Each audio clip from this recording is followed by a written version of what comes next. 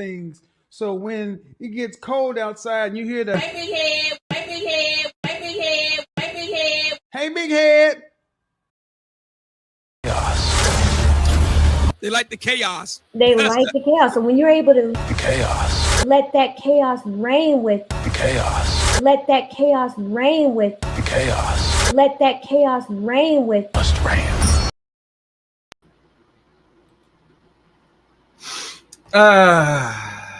Yes. Welcome, guys and girls.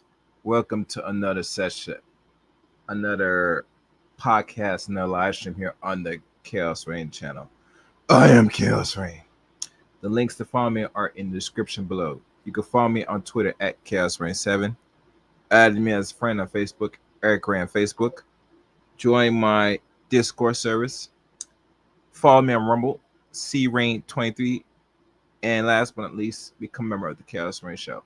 Now, we're going to continue on with the longer conversation of the debate of the three feminists by Michael Knowles. And as you know, this is a brutal debate in regards to gender politics, truth. This is part 2. And I think it's going to get more interesting as we continue on the segment. So no further ado, let's run it here. Shout out to Web Podcast. Let's go. Fair use. Shifting gears here a little bit, kind of back to feminism. Are women oppressed? Are men oppressed? Who is more oppressed? And I think let's start with Michael on this, and then we'll switch over to you guys. Go ahead. Yes, women are oppressed. Men are quite oppressed. But what oppresses us is not, like the patriarchy or whatever. What oppresses us is sin and vice. That's what actually does it. True freedom is not, as the feminists and the liberals who preceded them would believe, the ability to do whatever we wish. The right to do wrong. I don't think there's any right to do wrong. I think that's why the word is called a right. I think that liberty is the right to do what we ought to do. And so I think that the truth will set you free, and I think that falsehood will enslave you.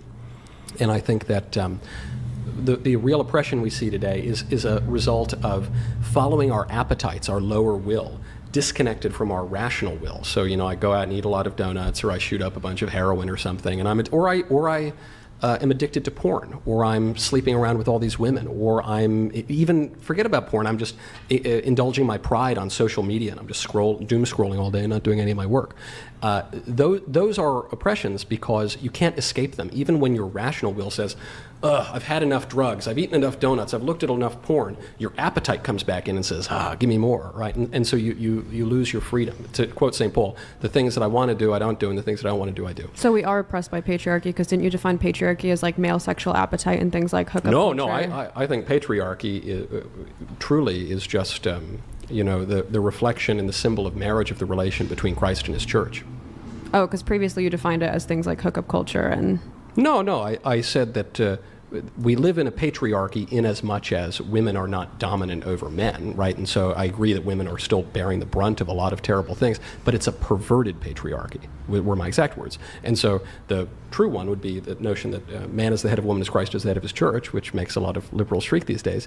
But the way that this perverse patriarchy would be practiced today is that man is not like Christ to his church. Man is like a little demon in the Garden of Eden tempting Eve. So you define current oppression as basically modernity, like things like you said, social media, pride, gluttony, lust. No, I think real oppression really can only come from sin. I think and the wages of that are death. And so, the law can come in and act in a way that is contrary to justice, and that does happen a lot. But that doesn't really matter. You can be free in a prison cell. The problem for us, the far greater threat to our liberty, is the lack of ability to control ourselves and to live virtuous, flourishing lives. And you can't just blame some guy on TikTok for that. You can't just blame a law for that. So did you want to respond? Yeah, I guess I had a question. I do want to ask if you think religion is really good at suppressing that like proclivity for vice. And you would probably label you'd probably label something like pornography consumption as unequivocally a vice and something that oppresses us. Then why is it that in states that have the most evangelical Christians, we see the highest subscriptions to things like Playboy, OnlyFans, Pornhub? They still have hookers. Playboy's wholesome. I'm just painting more of a historical progression. It went from like obviously Penthouse to Playboy to Hustler to now, then to the strip clubs, pornography, restaurants. A fact check. Playboy, as we know, has resurfaced back in February, I believe the 10th. And the woman that they put on the cover to research Playboy is the one on Lori Harvey. If you're not familiar with her, Google her. A black woman. Black history of all. God. Anyway, let's go. Things like that. Why is that most rampant in red states, specifically religious red states? Yeah, I don't know. I mean, I can't speak specifically to evangelical Protestantism because I'm not totally, I'm not one, and I'm just not as familiar with it. I do know that in some of the Protestant denominations, they get a little bit more loosey-goosey on the sex stuff.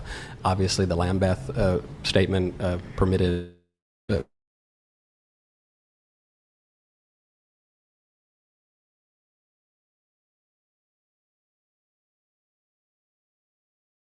Sex is a filthy, shameful thing that should only be for the purpose of procreation within marriage. So I don't know, if you say, well, in Utah or something, they're looking at porn more, and therefore the Mormons are, hypocrites. Okay, maybe they're hypocrites. First of all, Utah just effectively banned porn because they forced porn companies to have an age, and Pornhub very tellingly said, okay, we're not going to do business there anymore because we rely on kids for our business. I guess my point is it doesn't seem like religion is a compelling antidote against the vices that you deem to be oppressive. If in these states that have the highest populations of religious people, your type of religion, Christian, why is it that they're indulging in these vices more disproportionately than liberals? Well, again, I love my Protestant friends, but some of them take a looser view of sexual morality than the Catholics do. The Catholics still have a very rigid view. So I think you're making a little bit of an apples and oranges comparison. Yeah, but furthermore, to quote La Rochefoucauld again, hypocrisy is the tribute vice pays to virtue, and religion is a public thing. So we want to pray. We can pray individually. We can avoid looking at porn individually. We can do whatever individually. But we're social creatures. And so if we live in a community that is more likely to put us in the near occasion of sin, we're more likely to fall into that. Today, porn is everywhere, right? You can't drive down the street. You certainly can't open social media without that. And if there's more temptation everywhere, you're more likely to fall into it, even if you know it's wrong. And so now we point to those people, we say, well, they're hypocrites. No, they're not hypocrites. They're human beings who have a standard and fall. You think they're victims to just the rampant porn industry? Yeah, I think the porn industry certainly victimizes people. Do you think porn worsened it more than prior? Do you kind of blame the porn industry? Yeah, I think porn industry is awful and should be wiped off the face of the earth. Can we talk about what consequences you're seeing since the proliferation of porn that makes society so much worse? Yeah, totally. Yeah, well, you see, again, to go back to all those studies, you see a big spike in sexual aggression. You see a big spike in... Wait. No, crime is down since porn, early 2000s? Crime is way down. Yeah. Well, okay, and rape is way down. Violence. Yeah, and abortion is way down. Yeah. Seems like abortion, no. From the early 2000s, yeah. Abortion is unfortunately slightly up even after the Dobbs decision, though if you go into the state-by-state data, babies still have been saved, and it's somewhat complicated. But since porn became widely available, what's worse? Because it's not violence. So what you're saying is, because there's porn now, people are getting married less, they're having fewer babies, they're getting pregnant less, and maybe they're having fewer abortions. I'm just saying if porn just made society just so catastrophic, what are the outcomes you're seeing? Because it's not violence. Yeah, I think you would say porn is bad as an end in itself, right? Yeah, it's intrinsically evil, but also if you're interested in some studies or something, and again, I don't even really buy studies, but I think it was 2010 out of the University of Arkansas, a survey of the most popular porn, not all porn, but the most popular porn videos showed 88% depicted sexual aggression, verbal or physical. There was a study that came out about 10 years ago out of Denmark that showed that regular porn use increased misogynistic attitudes, which I totally agree. There was another study that came out of, I think it was Indiana, a few years ago, which showed that regular porn consumption was correlated with sexual aggressiveness in both men and women, which I don't think is a very good thing. And then there was another study, I forget which state it came out of, in 2015 or 2019, which showed that porn use and sexual interactions online for women were a reliable predictor of in real life sexual violence committed against them. So make sure you guys like the stream. Let me say something about the sexual adult entertainment business, or like they call it the PR, Pornhub. Right? It is designed, as we know today, to those that's consuming it, and let's be honest, every Western man and woman consumes porn because the number shows it. Right? It is intentionally designed to not only demoralize you, but is intentionally designed now as it stands to introduce you to more of homosexuality. Yes, I said it. That's why you don't see them really banning it, because as it's been used now since the late 60s, it is now used as a weapon now for messing with your subconscious mind, enticing you and giving you ideals to engage in fornication at a much more earlier and a much more rapid pace. So I want y'all to really meditate on that. Let's continue. Again, I grant you that, there's a bunch of you've got your studies in the studies, I've got my opposite studies. direction, yeah. But there, in as much as you do believe the social scientific data, there is a lot of evidence that porn has had disastrous consequences. Pixie, you had something, I think, a little bit before this. Go ahead. Yeah, basically, earlier when you were saying like, oh no, people aren't doing porn or watching pornographic content more often because they're surrounded by it, they can't help it. So even if it comes to a virtuous person, if they're surrounded, they're still going to fall prey to it.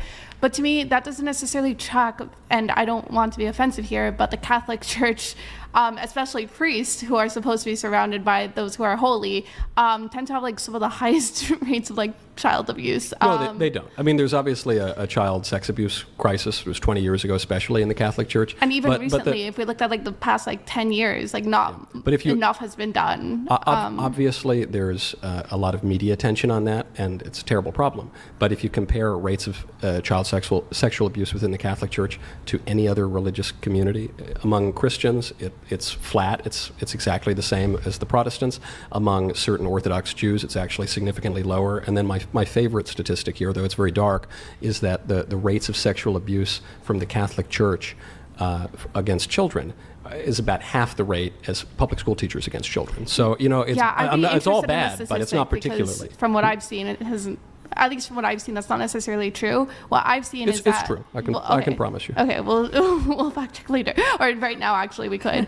But one of the specific reasons, and I'll grant you this, or grant this to the Catholic Church at least, is that the reason why the Catholic Church has higher rates of sexual abuse compared to Protestants is not because Protestants are necessarily doing it less, but it's because the Catholic Church investigates it more. But even they do investigate it a lot. I think the rate, it depends on which Protestant group you're comparing it to, but and some Protestant groups. I do want to go to the question for this side, Farah, Pixie, and Jasmine. Are women oppressed? Are men oppressed? Who is more oppressed? Starting with Farah, and then we'll come this way. Kind of like patriarchy, I think oppressed is a hefty word. I prefer just the term marginalized, and I think women are marginalized more than men. Okay. Didn't we just say that women are graduating college at a higher rate than men? Like there are more women in college than men? Depends. But didn't we also say that the culture, women move in lockstep to male desires in terms of things like hookup culture and just the culture at large? Didn't you also admit that? I'm not saying women are in a good spot. I'm just saying, how is it that if women are the majority of the population, and they're represented as the majority in these apparently desirable places, such as universities, you couldn't say they're marginalized because they're the majority, so they're not the margin. I think you could still be othered even if you're a majority, if there's a louder minority. Yes, that's why I didn't use the term oppressed. That's why I used marginalized. Do you think men are louder than women? 100%. They speak more words per minute. I mean, that's just a fact. Well, that's because Shapiro brings up the That's true. Your answer, Pixie. Men and women are both oppressed. They're both oppressed in different ways. I do not like playing Oppression Olympics because I think that both... You can play. No, I don't want to play. They both have very, very legitimate reasons to feel oppressed. Okay. So that's where I stand. Jasmine, what about you? Yeah, I agree with that. I think men and women are oppressed, but I think if you're looking at who's more oppressed in a society and you're looking at what metric to use, I think the male-female one is really terrible. I think class and privilege and stuff has a way bigger effect on how oppressed you will be rather than your gender. Like if I was a guy, I think maybe my life would be maybe a little bit worse, maybe a little better. If I was in a different family, it could be different. It just depends on so many factors. But class, I think, is much bigger than men versus women. That's like the old school leftist view where you focus on class over racial or sexual identity. You know what's weird though is when you look at rates of depression drug use. You would think that it would vary by class. I think of the average person on prescription drugs as like a fair upper middle class white lady with maybe one or two kids in the suburbs somewhere. But it's not. There's actually very little difference among all classes. We're all just depressed and on drugs.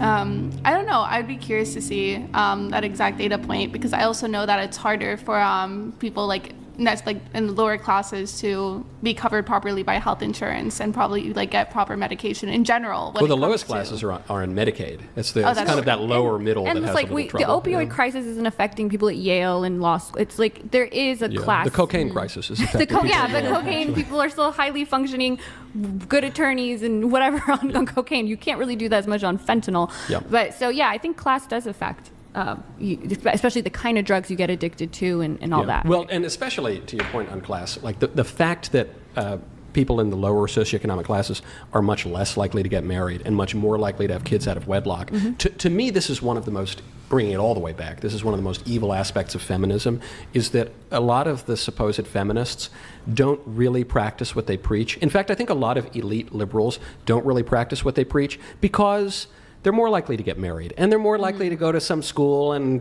they have less sex as well, less casual sex. Less casual sex, and they do so. But the way they talk is they say, "No, man, we need total liberation. We need a revolution, man. Whatever, you know." And then, unfortunately, it's the lower socioeconomic classes who buy that garbage, and they ruin their lives. I agree with you there. I think we need to do a better job of explaining to people, like for me, I do sex work. I don't I don't advocate for everybody to do that. Why not?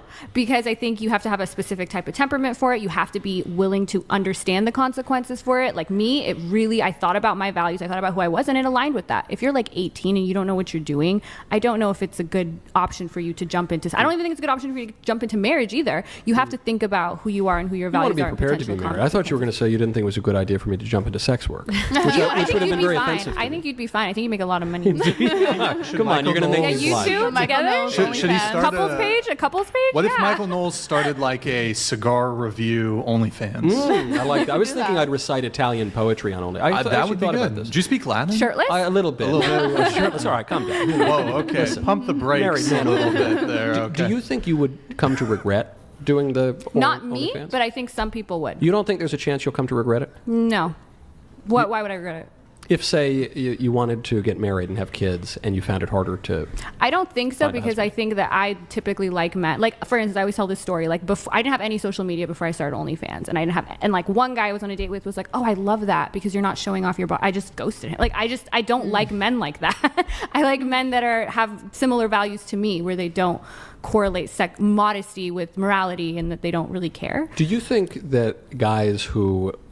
like look at a lot of porn and are very pro porn, and do you think they tend to make better or worse husbands? Well, we know that the ones that actually have issues with porn, the biggest predictor of that is moral incongruence. So Catholics should not watch porn. It seems to have really negative impacts on your marriages and lives. But if you're not Catholic and you don't have negative attitudes towards porn, you are way less likely to have issues with it. Do you think that if... I'm not sure if that answers the question. The question asks, do you think it makes a good husband if you watch too much of that? And she overshadows that question. Have y'all noticed that? That's in the chat room. You know why she can't really give a real definite answer to that? Is because she's in the adult business, i.e. OnlyFans. She's busting wide open on the hub, the P hub. And it'll be using a lot of porn words today, so not sure how this will be steady for this stream. But this is all for understanding educational purpose from what Mr. Knowles is referring. So don't feel too shocked when he's constantly referring to it, because this is something that needs to be said. And I'm not saying study, but we need to have the conversation.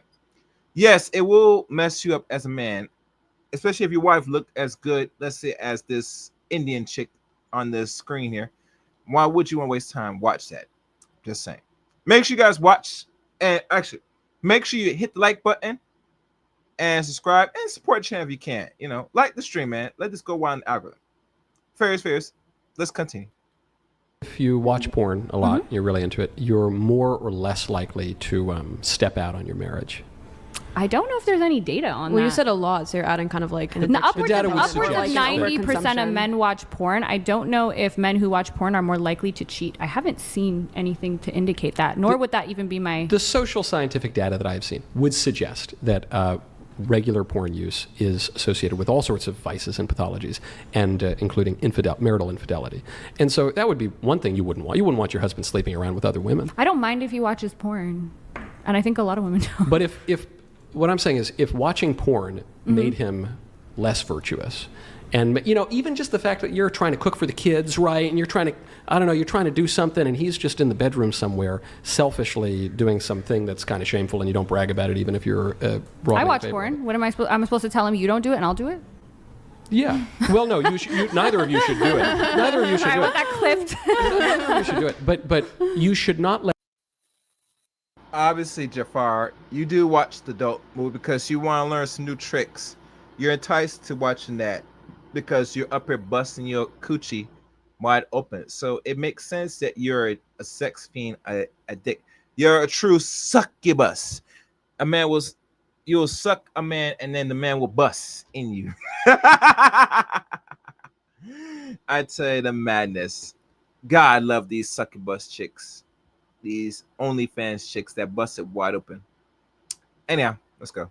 Your own personal eccentricities, or call it vices, stop you from recognizing them as vices per se.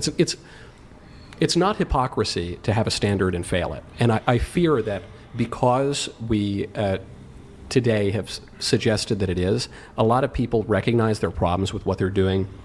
You know, maybe you like porn a lot, but there are a lot of people who worked in the porn industry who have had terrible outcomes. They leave the industry, they say it was just awful and abusive. And you know, I'm with the sex-negative feminists on this. I think it's really degrading to women. And you know, another statistic: 97% of the recipients of violence and aggression in pornography are women. It's usually not the men. Maybe in some cases. That's like OnlyFans. You should be pro OnlyFans then, because it eliminates a lot of that. Yeah, I mean, democratizing the pornography industry. I don't know. You know, I don't know that would shrink it, which would be my goal. But even it shrink the abuse, which it has. It's the most ethical form. It's the most ethical form to watch and to. I don't know. Ethical porn to me is sort of like a vegan lion. You know, well, you just said really you have to hold yourself to a standard. You're deciding that standard based on your values and your religion. But I'm coming to my values through reason, I guess is what I'm saying. I think that people have a conscience. I think that.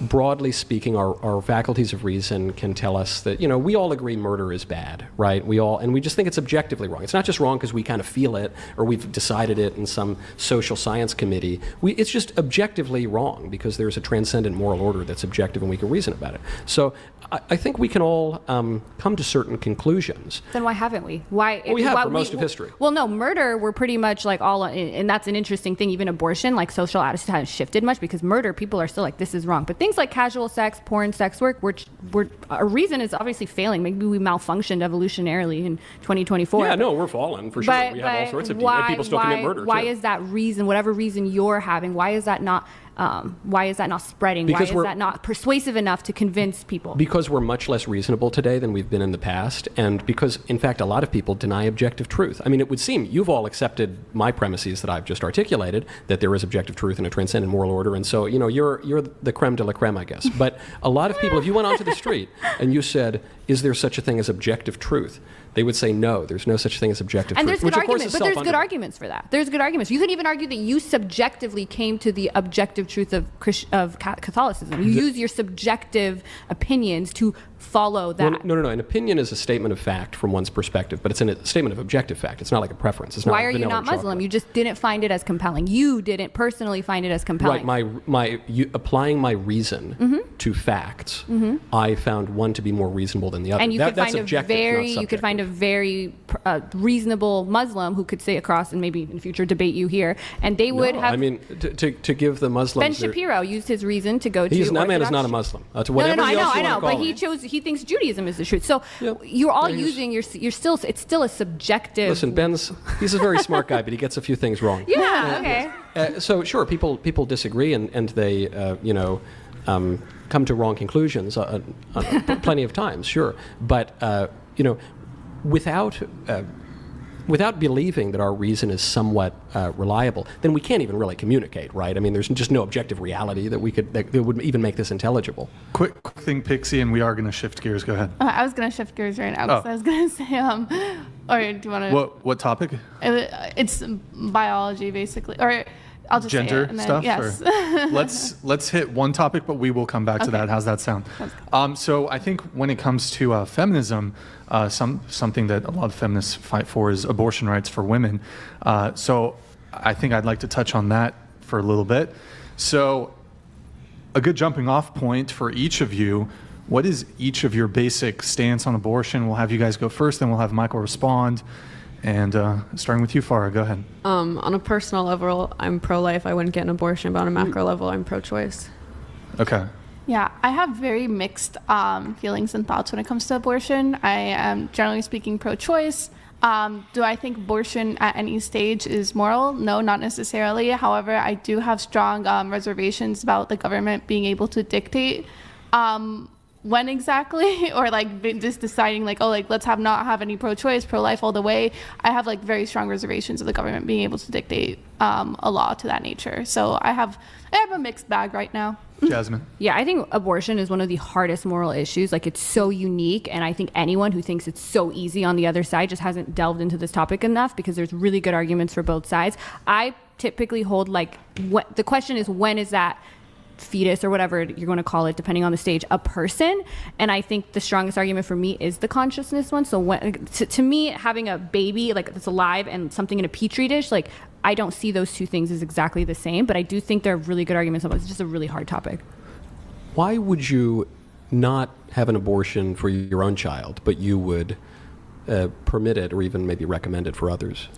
Same reason I've been vegetarian my whole life, but I don't force it onto others. Like, I have my own personal visceral reaction to certain types of behavior, such as, hunting, factory farming, and even possibly abortion, but that doesn't necessarily mean I'm deducing some sort of like moral imperative from that. Well, I should hope. Oh, before we continue, there's gonna be a lot of things said in this video, from porn to abortion and other things. Be prepared of, for those that have virgin ears, if you think this is offensive, you might want to click off, because really, the pastor, or I think Mr. Knowles, is going to ask some really harsh questions, and he's in a panel of a lot of, unfortunately, some are OnlyFans and feminist women that's going to be blunt honest with their opinions on these subject matters, and they're going to keep it real to the point where some of us don't give a F. So let's give you a heads up. You've been warned. Like the stream, and please subscribe to the Chaos Rain Show. Let's go. If you care about a bunny rabbit and you won't eat a hamburger, then certainly you would care about a human being. And it seems like that's the logical connection, sure. But doesn't that then seem to be like saying, look, I would never murder my precious baby, but all you often poor black people, you can kill your babies, that's just fine. No, because I never said I do it because I view it as murder. I said it's more of a visceral reaction. So it's unreasonable. You just think it's yucky. Yes. I found it yucky when you opened the doll's mouth and put a cigar in it, but I don't think that's wrong to do. I find this disgusting. It grossed me out when I was going to ask you to remove that was Michael's depraved. That was not my idea. He was very excited to do it. I did think it was very funny, but I was not my idea. Look, I love what you just said. It was what a beautifully honest thing you admitted. You said, I find abortion to be wrong. And I didn't say wrong. For you. Wrong for you. When we say wrong, we're usually moralizing it. I just said I found it gross, and I had to look away when you opened the sex doll's mouth. That doesn't mean I think it was wrong it's to do that. abortion boo for her. Yes, you're saying I find abortion repulsive, and therefore I wouldn't do it, even though I can't reason as to why I the process grosses me out. I find it gross to use a tampon. I don't use one. I don't think people shouldn't use it. I'm with you. I personally don't want to do it. I find it invasive. I find the process of, Totally. you know what I mean? Certain things to be invasive, but that doesn't mean I'm going to prescribe it for everyone or even moralize it. What you've just articulated is something called the wisdom of repugnance, which is an idea that was elaborated on by the bioethicist Leon Kass. About 20 years ago, he had a famous book on this. We don't write a moral treatise on every single thing. I get out of bed, should I have eggs or pancakes? So I don't know, let me write a 10-page essay. No, you just go on your prejudices a lot of the time. And I know prejudice is a really nasty word these days, but most prejudices are right. It's just, you can't... But sometimes they're wrong, like slavery. Racism. But there were also plenty of people who recognized the moral... But that argument doesn't pan out, because you just said I should deduce some sort of correctness and morality from my prejudice. But if I just said I enjoy getting abortions, like I love the process, it gives me pleasure the same way getting a tattoo would, you wouldn't then say that I should moralize that. Virtually no people would say that. What most women say when they support abortion is exactly what you just said, which is, well, I wouldn't do it, but I think it should be a right. And so now I think, okay, I'm glad you've said you wouldn't have an abortion, and you've arrived at that through prejudice or however. I don't care how you arrive at it. But now I think at that point we have to apply reason to this, which is, okay, why do you find it repulsive? Well, because it's invasive. Well, because I don't like stirrups. Well, okay, fine, all those reasons. But at a certain point, especially, you really seem to care about living things because you don't want to eat animals either. Okay, I think there's a moral difference between a human being and a cow, but what you're recognizing is there's something monstrous. There's something morally significant. There's about not. taking a That's why I use the analogy again of you putting the cigar in the doll's mouth. It well, also grows me merely out. having a sex doll is morally significant. You know, I mean, I'm glad that she's just being used as my debate partner here to help me, so it's not 3-on-1. But you know, if one were to use this sex doll in the way for which it was built, that would be depraved and disgusting. Come on, sweetie. You really focus on the stupid sex doll? It's just a doll. It's there not doing enough. It's not bothering it. Let it smoke a cigar in peace. It's looking back at you say, you have not right to judge. You bust your pussy wide open for others. So don't tell me nothing. I'm just here to smoke a cigar. All right, let me keep going. Stop. And so, frankly, having her advertise my cigars is probably one of the most wholesome uses for the sex. Right. So I personally wouldn't get a tattoo. I find that process very repulsive, and the idea freaks me out. And I would pay to not get a tattoo. Does that mean I'm moralizing it? And I should be, moralizing that proclivity towards not getting a tattoo and prescribe that other people don't do it. Yeah. Like, why is abortion? Why are you assuming that I'm not getting an abortion for some moral reason? No, I don't think you're doing it for a moral reason. I think you happily have arrived through your own natural tastes and preferences and prejudices at a correct moral conclusion. But the moral conclusion is the reason abortion's wrong is because you're killing a baby. But you said it's a cow. Why is it different than a cow to you? So come again? Why is a human different than a cow? Because human beings are rational animals. So is a retarded person less of a person than a non-retarded person? No, all people have defects. None of us, even me, none of us is perfect. But the species of human beings, the thing that separates us from the animals is that we have will and intellect. This is why we don't. But if you found out that cows have it, or if you found a person, or if you have a person there's people who have really significant brain defects, etc. Yeah, there are people who have all sorts of disabilities and defects. Well, if we're just going on rationality, yeah, Wait, but that's the whole thing. Quickly. Right. Do you believe in contraception?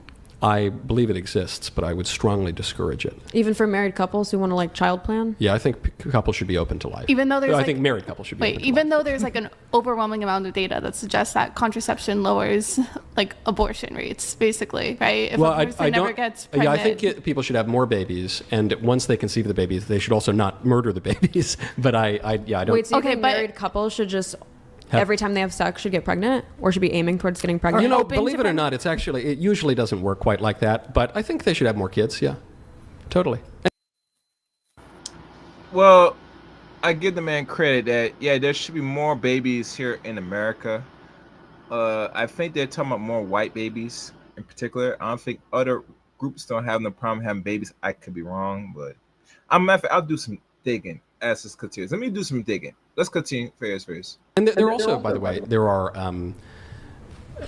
again, it's morally controversial, but there are modes of a more natural process that would be able to quite accurately time a woman's Until we're menstrual at the cycle. point where we're getting rid of abortion, then are you then in favor of contraception? No, because well, it's saving lives? I also reject the premise that you've just made, which is that contraception reduces abortion rates. I think there's a very easy way to cherry pick those data because you can say, well, in this very small subset of data where we give condoms to college kids or whatever, they have lower abortion rates. But broadly speaking, over the past 60 years, we've had a proliferation of contraception and we've had a proliferation of abortion. The rates have spiked and they've lowered it sometimes, but they've remained fairly high. And the reason is more fundamental than statistics, which is that we have a mentality now that sex can come without consequences. And so condoms can be very effective. And whatever women put inside themselves, and that can be very effective too. But sometimes it's not. And by accepting the mentality that sterile sex is a right, it then implies a right to kill the baby so you don't actually have to face the consequences when it happens. I think I pushed back on the idea that people were not having sex prior to contraception because I never suggested that. Okay, I thought it was suggested because when you're saying oh no, abortion rates have gone up since contraception, I'm not sure if that's true. They were having kids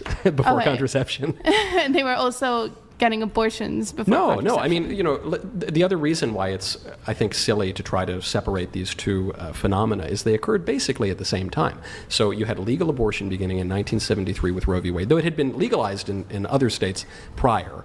This was, the 1960s and 1970s, the sexual revolution, when contraception became much, much, much more popular and available, and abortion did at the same time too. So it's simply a fact. As contraception became more popular, the abortion rate went up. Now you might say, well, those are disconnected phenomena. Okay, maybe they are, but they certainly occurred at the same time. At least to my understanding, and maybe we can even search this up right now, people did have abortions or did have a high rate of abortion before even like Roe v. Wade, what would happen is that they were like more like back alley abortions, illegal abortions, such abortions that like basically put the mother's life in danger. No, none of that's true. They were having abortions. It wasn't at a particularly high rate. The rate spiked after Roe v. Wade. And it is true sometimes women died from back alley abortions. There's a fake statistic that went around that was cooked up by the abortion industry, which said that thousands of women a year were dying of abortions just before Roe v. Wade. Dr. Bernard Nathanson, who was the head of Marital, the Abortion Rights League, admitted they just made that statistic up out of thin air. And we can fact check it because we have the statistics from the CDC. So the year before Roe v. Wade made abortion legal nationally, do you know how many women died of back alley abortions? I don't have a specific number from the top of my head. 39 is the number. And do you know how many women died of legal abortions? 24. And so almost the same, but you'd say, well, it's a little bit higher for the illegal abortions, except that if you look at the number of states that had legal abortion versus illegal abortion, if you control for that variability, it comes out to almost exactly the same number. And it was a very, very low number. So, that wouldn't be a recommendation of legal abortion. To my understanding right now, if we decide to let's take a state or a county where one county has a greater amount of contraceptive access, promotes it more, teaches kids about contraceptive use versus a county that there isn't that necessarily same level of sex education, the one that has the less amount of sex education, contraceptive access would have higher amounts of abortion. Do you dispute that? The one that has higher, did you say the one that has higher rates of sex education would have higher rates of abortion? No, the one that has higher rates of sex education and higher rates of contraceptive use will have less abortions than the one where there's no sex ed. Basically, places that have less sex ed have higher abortions. Well, it depends. It depends on if we're talking about a community that is strongly discourages contraception and premarital sex and abortion, that would be less likely. If we're talking about a community that has very low rates of religiosity and low rates of getting married, but also low rates of sex education, which is just kind of liberal sexual revolution teaching, then maybe you would have higher rates of abortion there. I don't dispute that at all. I mean, we live in a culture now that is broadly supportive of abortion and of contraception, including religious communities. But if you, to use my own group of religious people, if you look at Catholics compared to the rest of the country, and then if you look at traditional Catholics, guys who like the Latin Mass and smells and bells compared to regular Catholics, the rates of divorce plummet, the rates of abortion plummet, the rates of contraceptive use plummet, the rates of childbirth go through the roof. And so the reason I pick that group out more than the others is they seem to have all of the pieces that I'm talking about here, and whereas others, they might have one but not two, or they might have three, and so there it's much harder to compare. How do you make people more Catholic? Well, So let me get this straight. You saying the best way to reduce the numbers of deletions, addictions of adult entertainment, increase marriage, and what else he said? A lot of things. You have to be a Catholic. I don't think so.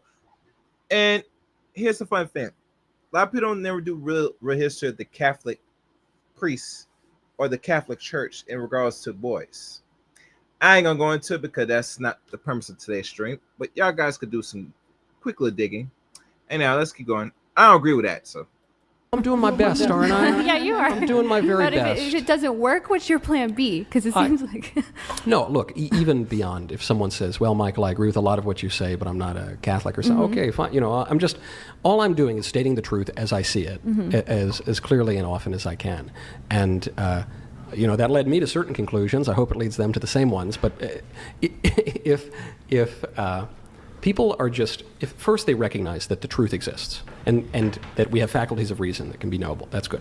And if people recognize that that there are better things and worse things, and we can do better things and worse, that's good. And if people recognize that having self-discipline is good and will lead to a more happy life, then I'm very happy about that. And down the line, maybe I haven't Is that not what people are doing right now? Like you don't think people No. are you think people like it is the fact that people actually think it is better for the well-being of society to not stigmatize like gay marriage. They believe that. Now I don't think there's any such thing as gay marriage, 'cause I think it gets back to the feminist problem, which is I think marriage either has sexual difference at the heart of it, or it just doesn't mean anything. It's just another group of people. So then why don't you let them get married by the state if it just doesn't mean anything? It's not up to me.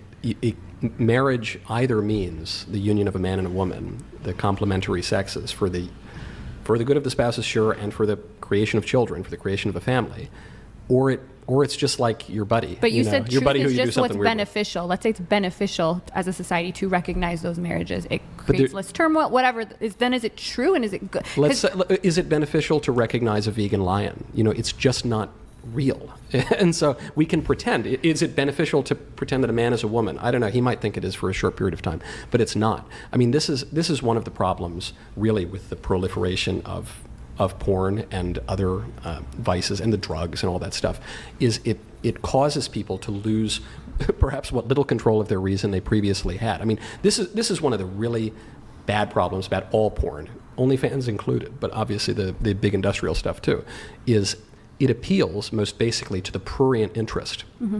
The thing that it does is arouses people. And listen, none of you are women. You're all women. I'm not a woman. And none of you are men. I'll speak from the male perspective. I think I'm relatively reasonable. Relatively, at least. I think I'm but Pretty reasonable. Pretty reasonable. Do you think all reasonable people would necessarily come to your conclusions? Yes. At least to a lot of them. But I will tell you this.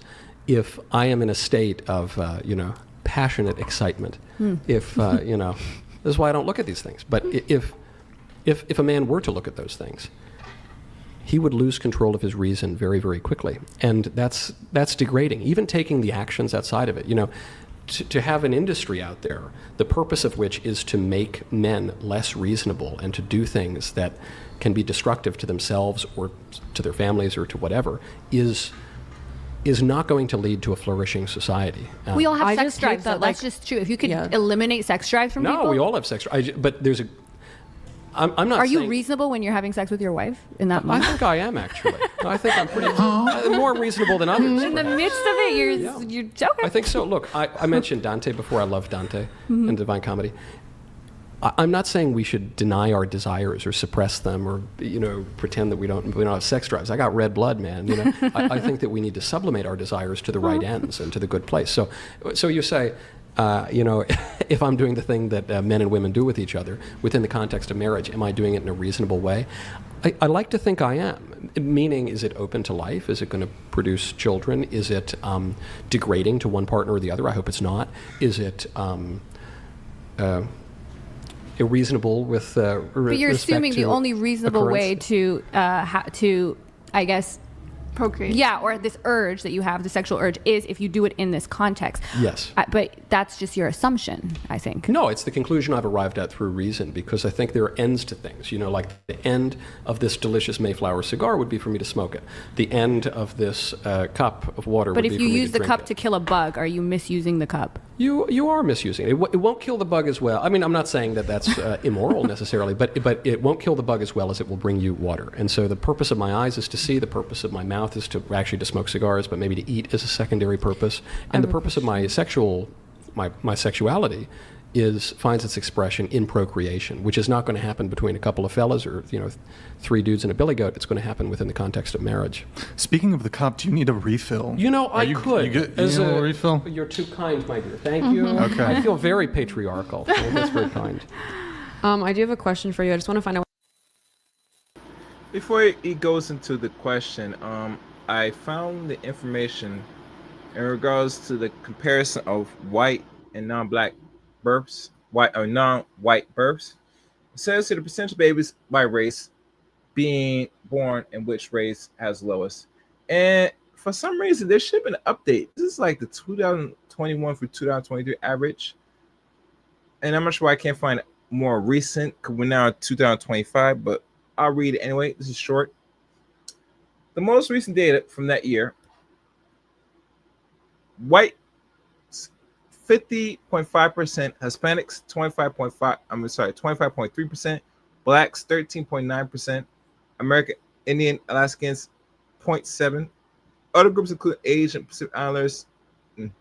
Among these groups, American Indians, Alaskans have the lowest percentage of babies being born at roughly 0.7% of total births in the USA.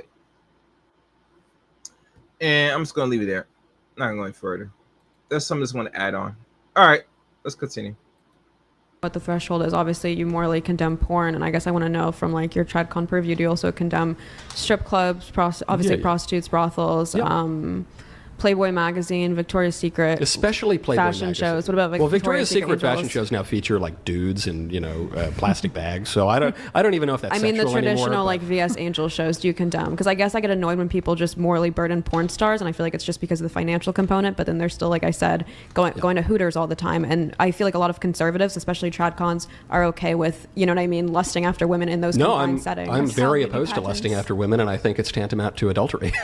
So you would morally condemn Hooters and Victoria's Secret fashion shows and any of those magazines? I mean, again, there are different, obviously these are differences of degree. So Hooters, it's women wearing like tight clothing and giving you chicken wings. And I'm not saying it's ideal. I wouldn't recommend having Christmas dinner there. But, I think it's far less objectionable than, say, going to a strip club or going to the red light district or looking at pornography. The thing about pornography that's really in particularly bad about this, too, is it's so unnatural. So, on the one hand, you'd say, well, it's better to look at porn than to cheat on your wife. Wouldn't recommend doing either. But porn is even more unnatural because there's not even another person involved. It's just glittering images on a screen, and then you're doing a shameful act with yourself. What if you were watching it with your partner? There is data out there that actually. Okay, I would agree that watching it and handling your business and bust someone, by yourself, it can be deemed and looked at very shameful. But let's be honest. I'm keeping it real again.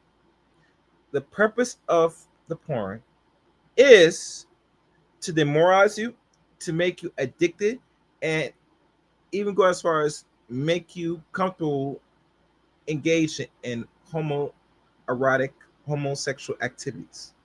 That's why it's out there. Now, in regards to what he said about, what makes it higher for you to cheat and all that nonsense, if a man wanted to cheat, he would have cheated already. You don't need no extra thing of little hanky-panky just to get his rocks off. He'd go find a real woman or pay for it and get it knocked off. So I don't agree with that. All right, let's keep going.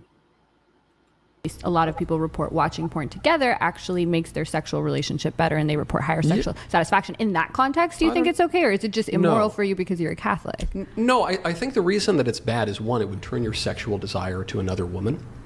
And it would cause you to view women as sexual objects rather than as proper subjects.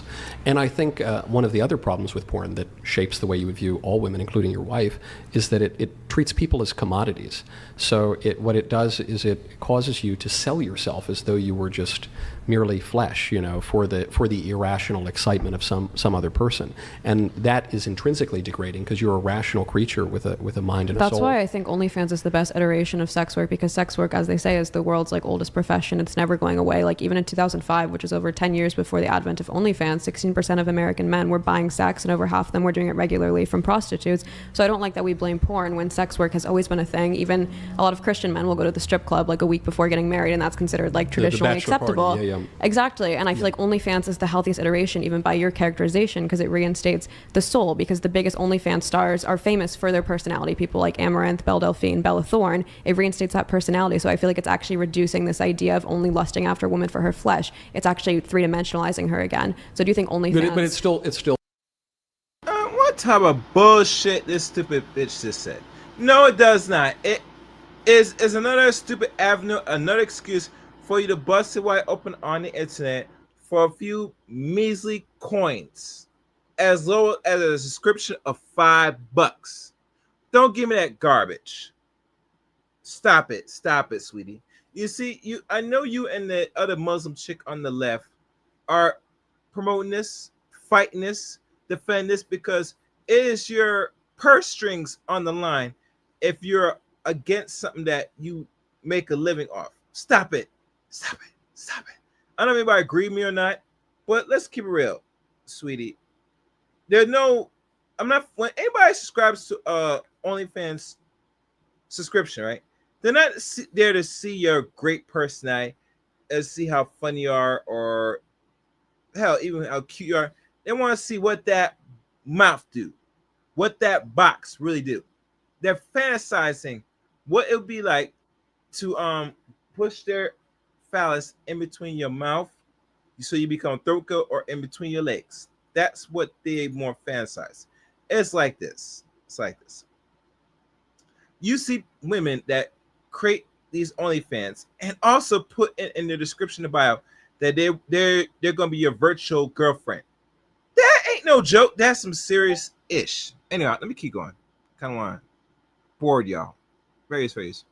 Reduces the relation of the sexes to a mere monetary transaction, and it commoditizes the woman because she's the product. So, I mean, isn't that capitalism though? Like when you have a cashier, aren't you like objectifying your cashier? There are major problems with capitalism. The cashier scenario, I don't think, is a great But you have analogy. like if you're using like when the mechanic is working on your car, you're not like super interested in his thoughts and feelings. You're using him as a means to. So what is so bad about sexual objectification when we objectify celebrities, athletes, all these? Because the mechanic is performing a rational and edifying action for me that benefits the two of us. A prostitute, say, is turning herself into a mere instrument for my own lower pleasure. So, I totally agree with you that prostitution's been around forever, and there have actually been moral arguments, including from St. Augustine and St. Thomas Aquinas, against prohibiting this as a matter of law too aggressively, because one might say that then society would be convulsed by lust. So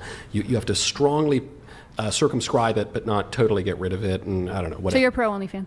I'm not pro OnlyFans. But you think it's the healthiest iteration, or the most I mean, you're asking me what's the least dangerous arsenic. I don't know. I guess there's some diluted form of it, but they're all deadly. They're all going to get you. I guess I just didn't like this argument that the reason prostitution or pornography is worse than maybe like a Hooters is because it's reducing people. You said to like glittering. Yeah, the pixels woman on at Hooters screen. is having a nice conversation with me and bringing me my chicken, and she's not actually stripping down, and she's not actually performing a sexual act. I find that more immoral. I feel like that's the more reductionist flesh version of sex work, because she has to more perform a role, versus if you're subscribing to a Twitch streamer who you already like, it's based off her personality. Like she sets the rules, she sets the personality, she sets the interaction. I think the audience sets the rules, really. And they're subscribing more for her personality. In Hooters, it's already a predetermined role in uniform and costuming that they're assuming. I suspect if you talk to the top earning performers on OnlyFans, they would tell you that the customer is always right. They tell you the same thing that the cashier and the waitress would tell you. I'm a target performing. That's not true. I have very strict boundaries. I make the rules. And you don't take into consideration the desires of your audience. I don't believe that. I mean, so do you think you're commodifying yourself to the day, like when you're doing your show on the daily But the thing that I'm selling is my opinions about the world. Oh, I do like philosophy live streams naked.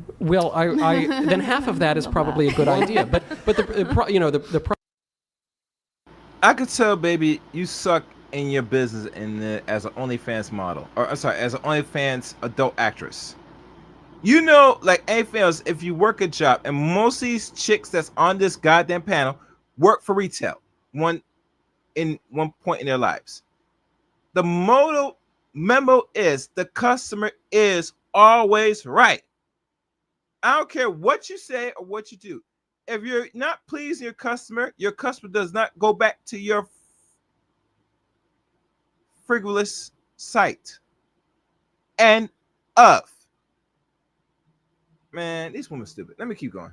problem with doing it naked is it's kind of cheating, isn't it? It's cheating because you're attracting eyeballs with something that is irrational, and then maybe you're giving them some philosophy. They don't have to be completely separate at all times. Like even in marriage, like when you're horny, you're not at that moment like having this deep conversation and you're so interested in their thought. Like you have you can channel that in a healthy way. So something that I found is a lot of men, when they would see me speak and they're like, I really like what you say, but now it's hard to jerk off to you because I have this weird thing. But then once they get exposed to it, now they're like, oh, actually it's really cool. I love it. Like, we might have this inclination to see people in these categories, these categories, but that it doesn't mean that just because you're a sexual object in this context, that you are in every context. Yeah, I guess it's just if you're I think they probably make a good point, which is I have viewed you in this degraded way, and now I'm surprised to see you in a different way. And that's why it's important to expose them to that, because that's... Perhaps. But even the way you're talking about sexual desire still seems to be very self-regarding, right? You're saying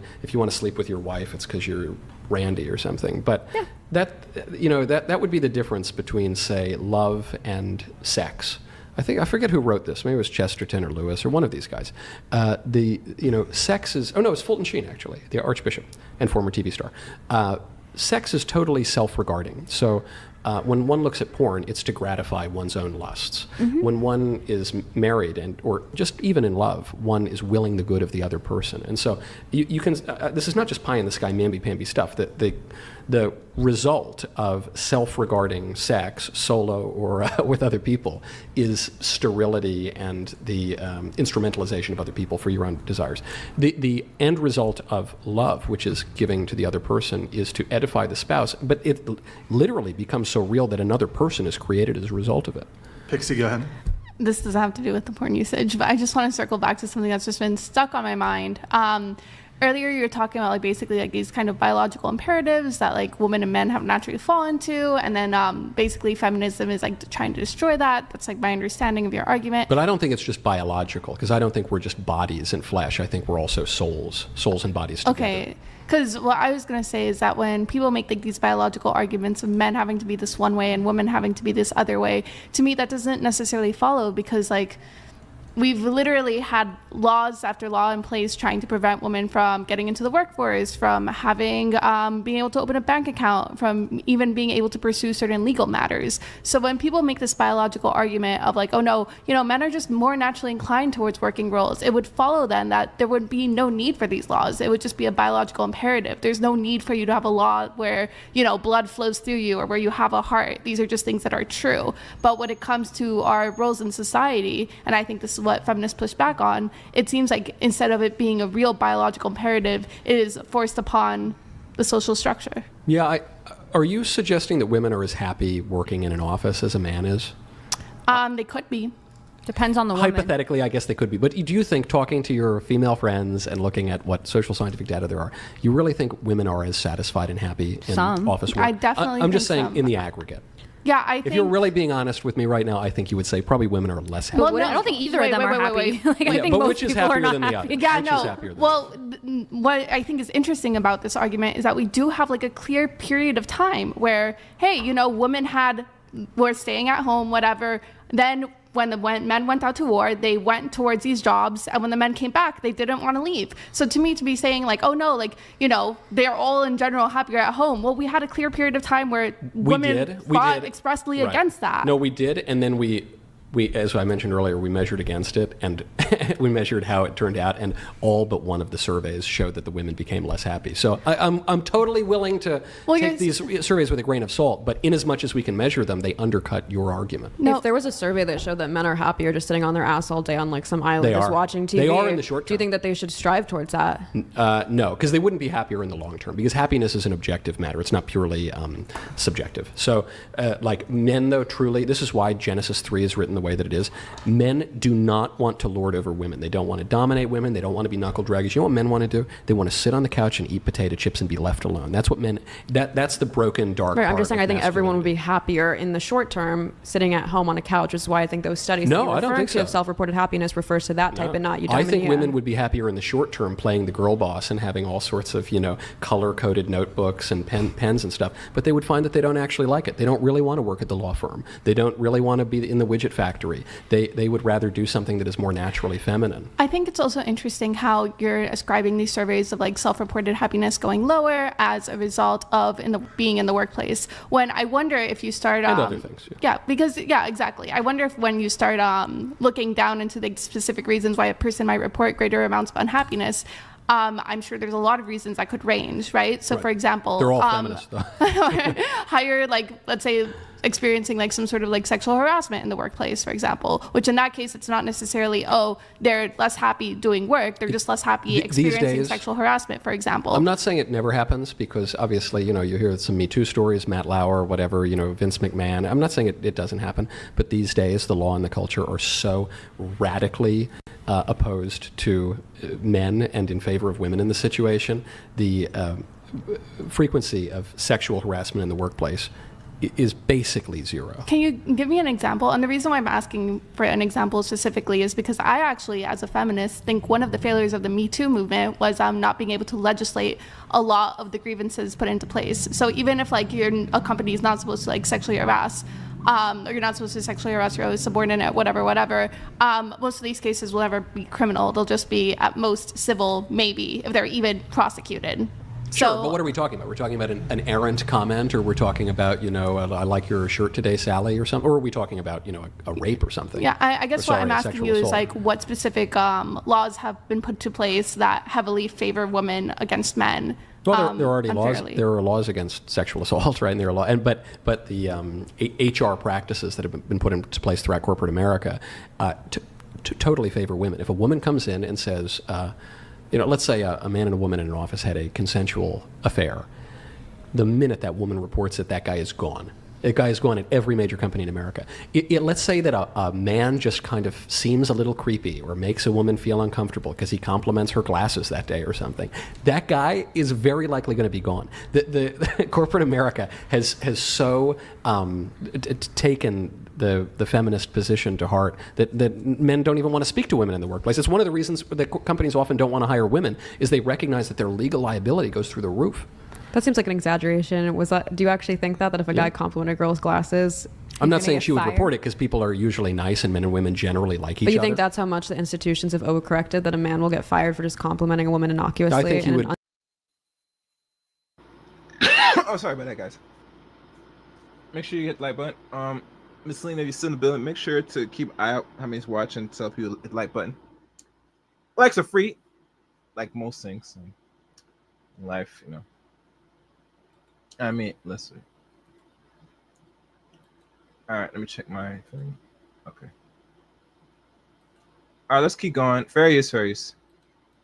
Sexually. I think he very easily could be punished for that. Yeah, maybe not outright fired, but he would face professional. I mean, it'd be cool to see stories of that. I haven't seen anything anywhere close, and I feel like I don't know. Any type of conservative media outlet would jump on that hard. All I've got are anecdotes here, but no, I don't think the conservative media would because I'm not pro sexual harassment. Also, to go back to happiness and feminism and girl bosses and females in the workspace, another reason that women could have lower reported happiness is because they're still shoring up on most of the household duties, despite now also taking up, they're doing still a lion's share of domestic work. They don't get married anyway, so they don't even have households. That's not true. They're still cohabitating. They're still even within marriage. I agree. Cohabitation makes women unhappy too. Yeah. I mean, even within marriage now, you don't think there's a ton of marriages in which women are also working and then also shoring up a lion's share of the household duties, and that's why they're unhappy because now they're being burdened in two directions. Yeah, sure. But so what's the solution to that? I think the solution is men showing up more on domestic duties, but they won't because of freaking tradcons and neocons who are telling them that it's gay and beta if they do these certain tasks. It is gay and beta most of the time. I agree. And I also think that's why men. Yeah, you're not gonna see no men do no 50 of the household chores because most men not gonna do that. They got you there, bitch. You do that. Oh, you say you should? I should. Okay, thank you. Yeah, talking about household duties. Hey, Lena. Do you do house chores by yourself? My question asked since you're in the building, because if your man has to work, that's one less problem he has to worry about, especially if he does other things. Last thing on his mind is doing domestic work like washing dishes, cleaning his clothes, and you're there. You're there for a reason.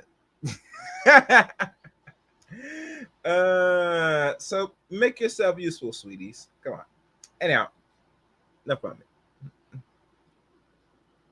Oh, sure. That's right. I agree. Men do have tiptoe around women in the workforce. Yeah. All right, let's keep going. Are suffering. So, for instance, like the unemployment rate of men returning back to the workforce is very, very high right now, and that's because everything meninist, like tradcons and neocons. So, for instance, what do you mean by neo? You mean like the sort of warmongering? What? You're a neocon? I'm not a politics guy. Libya or something? What does that mean? I'm not the politics guy. Okay. No one can pin down I think Brian. we're using neocon in a way I'm not familiar with. Well, I'm seeing Don Rumsfeld next to me. Okay.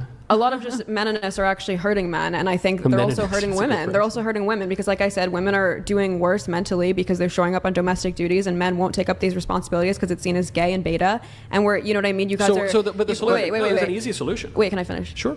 Meninists are kind of pushing for this like revanchist return to just like older times, and even though you claim you're not trying to turn the clock back, a lot of the solutions that Meninists are advocating for just won't help men, because the burgeoning sectors right now are overly feminized. It's stuff like nursing, childcare, hospitality, and these industries are actually reaching out to men and they're trying to recruit them, but a lot of men will turn them down, and instead they're sitting on their ass. They're addicted to opiates. Like over half of unemployed men are addicted to some sort of painkiller. They're playing video games all day. They're jacking off to porn, which is, yes, one problem, but there's so many others. And feminism was telling men, like, you know what I mean, leave your toxic masculinity behind, join a nursing career, join a teaching career, but they won't do it because of tradcons and neocons telling them that they're gay and beta if they do these kind of like unwarrior-like positions. I don't know. I don't. Am I in a warrior-like position? What's that movie with De Niro and Ben Stiller? Meet the Parents. Where he's the male nurse. Yeah. Do you agree with I don't think that Richard Reeves' take on like men should be the way we pushed women to join STEM, we should be pushing men to join HEAL, which is health, education, administrative literacy jobs? Like, do you think that there should be a push, like instead of saying men do this job and women do this job? Like, I don't think tradcons do as much as like red pill. I'm not pointing to you say you're red pillar, but like that men, your role is to be an ATM machine and to make money and like to be strong and fight. And if you don't do that, then you're not a man. Like, you're not as much of a man if you're a teacher. Do you agree with that? No, I've had wonderful male teachers. You know, I don't really care to push people to any particular field or other. I think I'm no libertarian, but I think the market will generally sort that out, and I think interference in that regard is usually does more harm than good. But no, but you know, teaching is a very manly thing, actually. You know, I mean, it's you're imparting wisdom and knowledge, and you're shaping a young mind. It's a very manly field. I agree, but you said women are better at domestic tasks than men are, and being a teacher or a nurse is not a domestic task.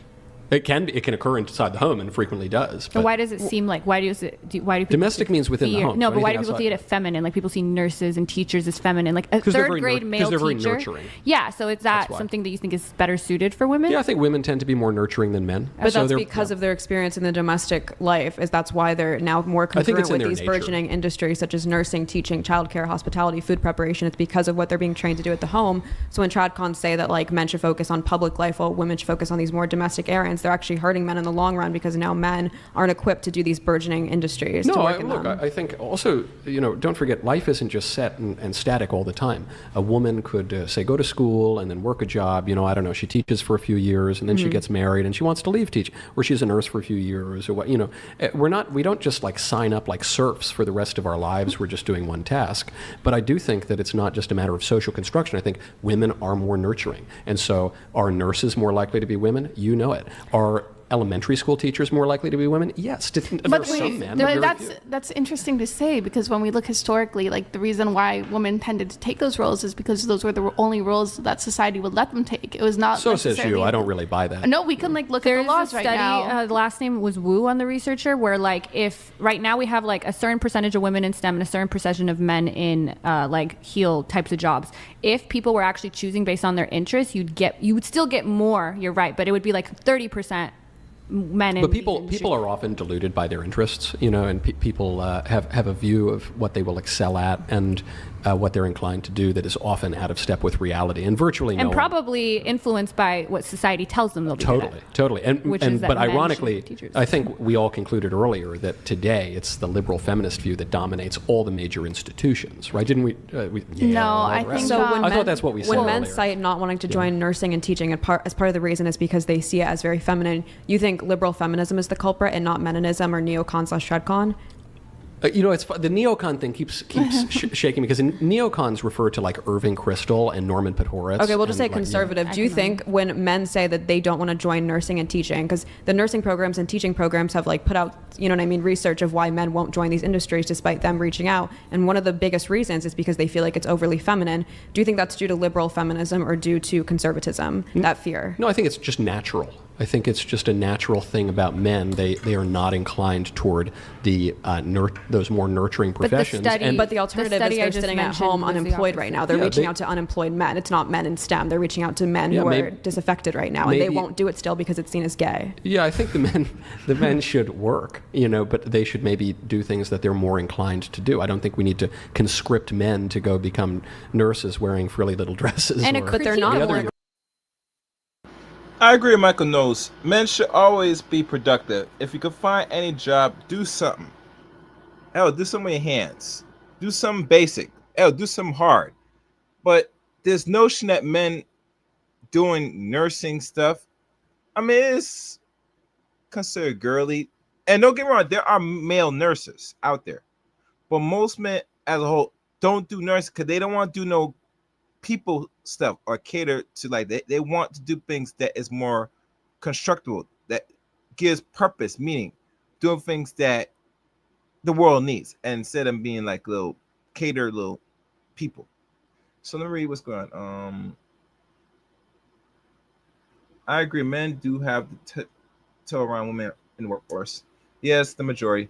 Why men? I mean, my men will do dishes and mop floors. Yeah, because you know your man might be. He is. I ain't gonna say it. I'm leaving it. I sleep, cook, do laundry. I would love to see more black male teachers. Yeah, there should be more black men teachers. Yeah, I agree. All right, let's keep going. To do because you know what I mean, manual labor jobs are basically getting eradicated, and a lot of these men, not to be mean, aren't necessarily smart enough to go into STEM. So I think other industries might be better for them, but they won't do it. They'd rather sit at home to preserve their masculinity, and I think conservatism is to blame for that. Part of no, I think mass migration is actually to blame for the problem of the working classes not having as much employment as they used to, which is something that conservatives generally haven't pushed. I think there are all sorts of political reasons that happens, but I don't think that any amount of feminist indoctrination and brainwashing is going to convince a man that he really wants to do an extremely feminine role. It's not about really wants to do, like, you know what I mean? That's an entitlement. It's not just gay go for work. doing. That's a different thing. I think a critique of liberal feminism is that liberal feminism has done a lot to push up women, but it has left, I think, men behind in a lot of ways, and this is one of those Also, ways. we're painting with way too broad a brush. I mean, a man can be a nurse, and there are aspects of the nursing profession that can be perfectly masculine. And obviously, same goes with teaching. But if we want to zoom it out even further and say, well, these loser men who are all addicted to opiates and they're just like, you know, sitting around with porn, these guys need to get off their behinds and take the only job available to them, which is to put on a frilly dress and be a girl. I think that's a ridiculous, false dichotomy. But why do you see that as putting on a frilly dress to go into like nursing and hospitality? Because you're using that example. You're presupposing that it's feminine and gay. You're doing the thing. It is more feminine, yeah. It's frilly dressy to go into nursing. That's what you're dresses. telling your audience here. You're telling them that they're preserving their masculinity to sit at home, and half of them being addicted to painkillers. I'm telling you, I think it's a false dichotomy, and I think the reason that you're picking those fields, those are the most burgeoning 15 sectors right now. A lot of other things are getting wiped out. Nursing is like a good. What are the other 15? What are the other 13? Janitoring, nursing, teaching, childcare, hospitality, food preparation. Food preparation. That's not true. So which ones are frilly? Just outline. Let's make it a graph. Which ones are gay? Spectrum of like Emerald Lagasse, right? Which one's most dick sucky? Yeah, Emerald Lagasse is not. That's not too frilly. You know, if you're a big man chef, you just like bam throwing that can be pretty. Don't you feel like you're hurting men with this kind of rhetoric of being like, you need to add so much machismo to these professions? Be like, okay, maybe I'm not adding anything. I'm observing reality and articulating my perception. The reason you chose nursing is because you know that it's a generally I said a more nursing, teaching, childcare, food right. prep. Well, there are plenty of male teachers. They tend to be more at the little bit more at the middle school level, then more at the high school level, then many more at the college level. That's true. Where those teaching jobs require much less nurturing and a lot more just reciting facts and logic. So, okay, I just want to ask, do you think it's better for a guy to sit at home and be unemployed than go into nursing? Like, no, do you think he's doing something wrong? I think it's better to work than not to work, as long as the work is not intrinsically But ideally, immoral. they shouldn't pursue nursing because it's gay. They can pursue whatever they like to pursue, but you're asking me, why are these men not inclined to pursue careers that they consider feminine? Because they're men, and because the differences between men and women are natural, and they're not contingent on what you say, and they're not contingent on what I say. Okay, my question is that, again, if these things are so natural, and we can search it up right now if you don't believe me, but why have there been laws in place preventing women from working in fields that are not nursing or teaching historically? If this is a biological imperative, there would be no need for these laws. I'd be curious to know which laws. I'm not disputing that women have been encouraged to stay home, and that that socially that's changed because of the Second World War or because of the advent of the sexual revolution and contraception and all of these other things. That's certainly true. But I think that for a long time, we recognized that the family is the building block of society, and so we wanted to encourage family formation and family stability. And part of family formation and family stability is someone being able to raise the children, someone being able to take care of the home while the other partner was outside of the home. And you might say, well, why can't the man stay home with the kids and why can't the woman go to work? Yeah, it can happen. They're just generally not inclined to do that because women are the ones who have the babies and who are much sweeter with the babies and who are much more responsive to the baby's needs. And men are the ones who generally are a little bit more outgoing and a little bit more publicly oriented. You've been very nurturing to Kiki. I have. I even gave her one of my precious Mayflower cigars, available at mayflowercigars.com, but you have to be 21 years old or older. Some exclusions apply. We're going to read a couple chats, then we have two quick topics. All right. You know what time is, guys. I've been past the so-called hour mark. I want my money. My money. I told you. Where is my money? Betty, bring me everyone. I need my money. I need my money. What do you mean everyone?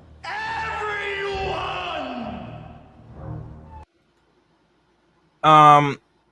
Support the channel, super chat, or, Cash App. But normally, super chat go better because you can see if you post a question, it goes nice in color for those people to see. So please support the Chaos Rain Show.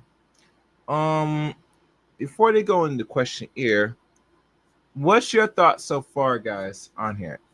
You could express it in the chat room or in the comment section of so far what you heard. Oh, and if you want to participate in the chat room, you're going to have to subscribe to the channel. So far, the man has been very smooth, lenient, and pretty nurturing to these ladies on his views on the adult industries, marriage, and everything else. And the conversation seems straightforward, which that's very rare when you have a conversation with certain women that want to either deflect or, turn into an issue. So let me see how far. I'm going to continue. I might have to fast forward, but let's look. And then we're going to wrap up here. So we have Baby B. Michael, love you, dude, and your reaction to Ben's facts rap. First time watching live, love the stupidity and facts on this channel. Looking forward to more this year and maybe coming on sometime. Okay, thank you, Baby. So he's talking about my buddy Dr. Dreidel.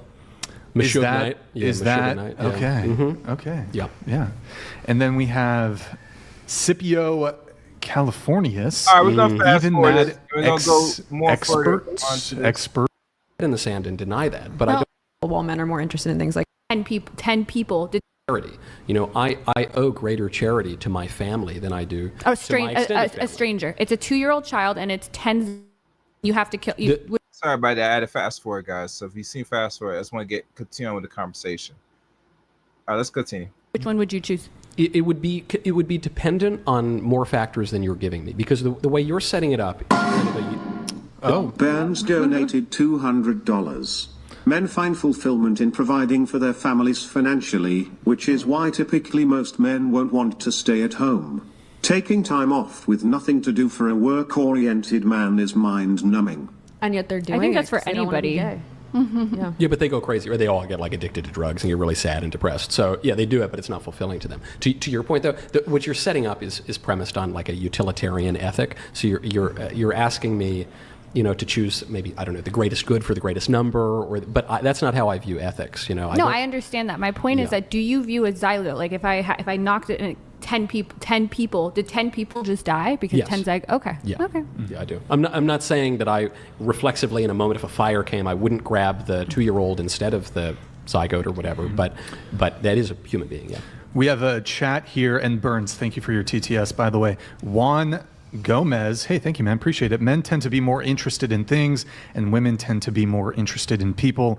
That's going to play out on what people choose as their career paths. I agree with this. I'm just saying that, let's say we have that's what the study showed. We have 15% of women and then what if people were actually choosing, it would be now 30%. It still would be on average that more women are interested in people and men are interested in things. But if people are free to choose their own interests out without having any cultural or social factors in it, it's still true that more men may do this this and more women may do this, but more men than we see now may be in certain fields and more women would be in other fields. I don't even know what that means, though. Like, women are more interested in people and men in things. I guess my debate partner is a thing who looks like a person, but I'm very interested in people. I don't even know really what that means. I think they I mean agree with universally you. when you look at careers, women tend to work with other people while men are more interested in things like STEM and Oh, they'll like lock gadgets. themselves in a room They and use solve the for math's example last of like theorem or little something. boys with Yeah, right. trucks and little girls with dolls. That's what they. That's true. Michael Knowles Garden donated $200. My sprinkler goes like this. Okay. And comes back like this. Interesting. Yep. Do you have a sprinkler system in your? I did, and I gave him a phone, actually. Okay. I did, and yeah. I just said, like, to my garden system, I said, call me if anything goes wrong, but he's abusing what I gave him, and now he's subscribing, giving away Very $200. Where'd you get that $200, garden? That comes from me. That's sprouted from my land. Last two things, since we were talking about professions for a little bit, an often topic that I hear in feminist discourse is the wage gap. Do you guys believe that there is a wage gap? I mean, yeah, there is a wage gap. Like, women generally make less money than men. Whether it's morally okay or not is a different question, but it's undeniably there. Pixie? Yeah, there is a wage gap. Jasmine? I agree that there technically is, but the reasons for it may be, like, I do agree with that argument that men may take on longer hours, etc. Women leave to take care of their kids. Now, would women choose, like, the way the system is set up, to take that negative impact of going home with their, because when women leave to take care of their kids, it's really hard to get back into the workforce. Would they choose that? Is that ideal? No, but that's the way our system is set up. So I think there's a lot of variables. And it's the way all work is set up, right? You're always going to prioritize more consistent experience. Yeah, I totally agree with your view. Sure, it exists, but trust me, if any business could save 25% of labor costs by hiring women, only women would be working. It's obviously because women don't work as long hours. They like to spend more time with their kids. They take time off, of course. And that cost that they take for that is unfortunate, but yeah. Maybe. I think it's good. I think it's good for them to spend time with their kids. Pixie, I think it's better than working in the widget factory. Pixie, Wage gap. I don't know why we still have this conversation. Wage gap. Hell, the WNBA complain about they want to make as much money as the NBA players, and that ain't happening because they don't even bring in enough money in their league for the past 28 seasons to really make a profit to pay you more. But because they feel that I just show up, it should by default garnish more money. And that's not how the world works. Oh, that's not how the world works, unfortunately, sweet. So this wage gap, the wage gap is really non-existent. The way this how America is constructed is going pretty fair between the sexes, unfortunately. And I know people don't want to hear that, but just keep it real. Fair. Do you think that the gender wage gap, gender earnings gap, is it due to some of the reasons that Jasmine articulated, or do you think it's due to perhaps sexism? No, there are obviously cases where this is the case, right? Where there's difference in hours and stuff. But there have been like a decent amount of studies showing that even when things are all equal between resumes or even between like job performance, when conducted blind, the woman will get the proper appraisal, approval, whatever. Well, but if it's a gendered name or even if it's just like viewed as like gendered or whatever, women will suffer. So there is like a pre-societal connotation on the idea that like, hey, women are less able or apt to do certain X or Y task. I do have, I know I'm kind of moderating this. I did just want to jump in on one thing. This was a couple of years ago. I think Google did a very thorough and in-depth review of how they were, I believe, paying their engineers. Perhaps it was a different segment of their employees. And they actually found that they were underpaying the men and overpaying the women.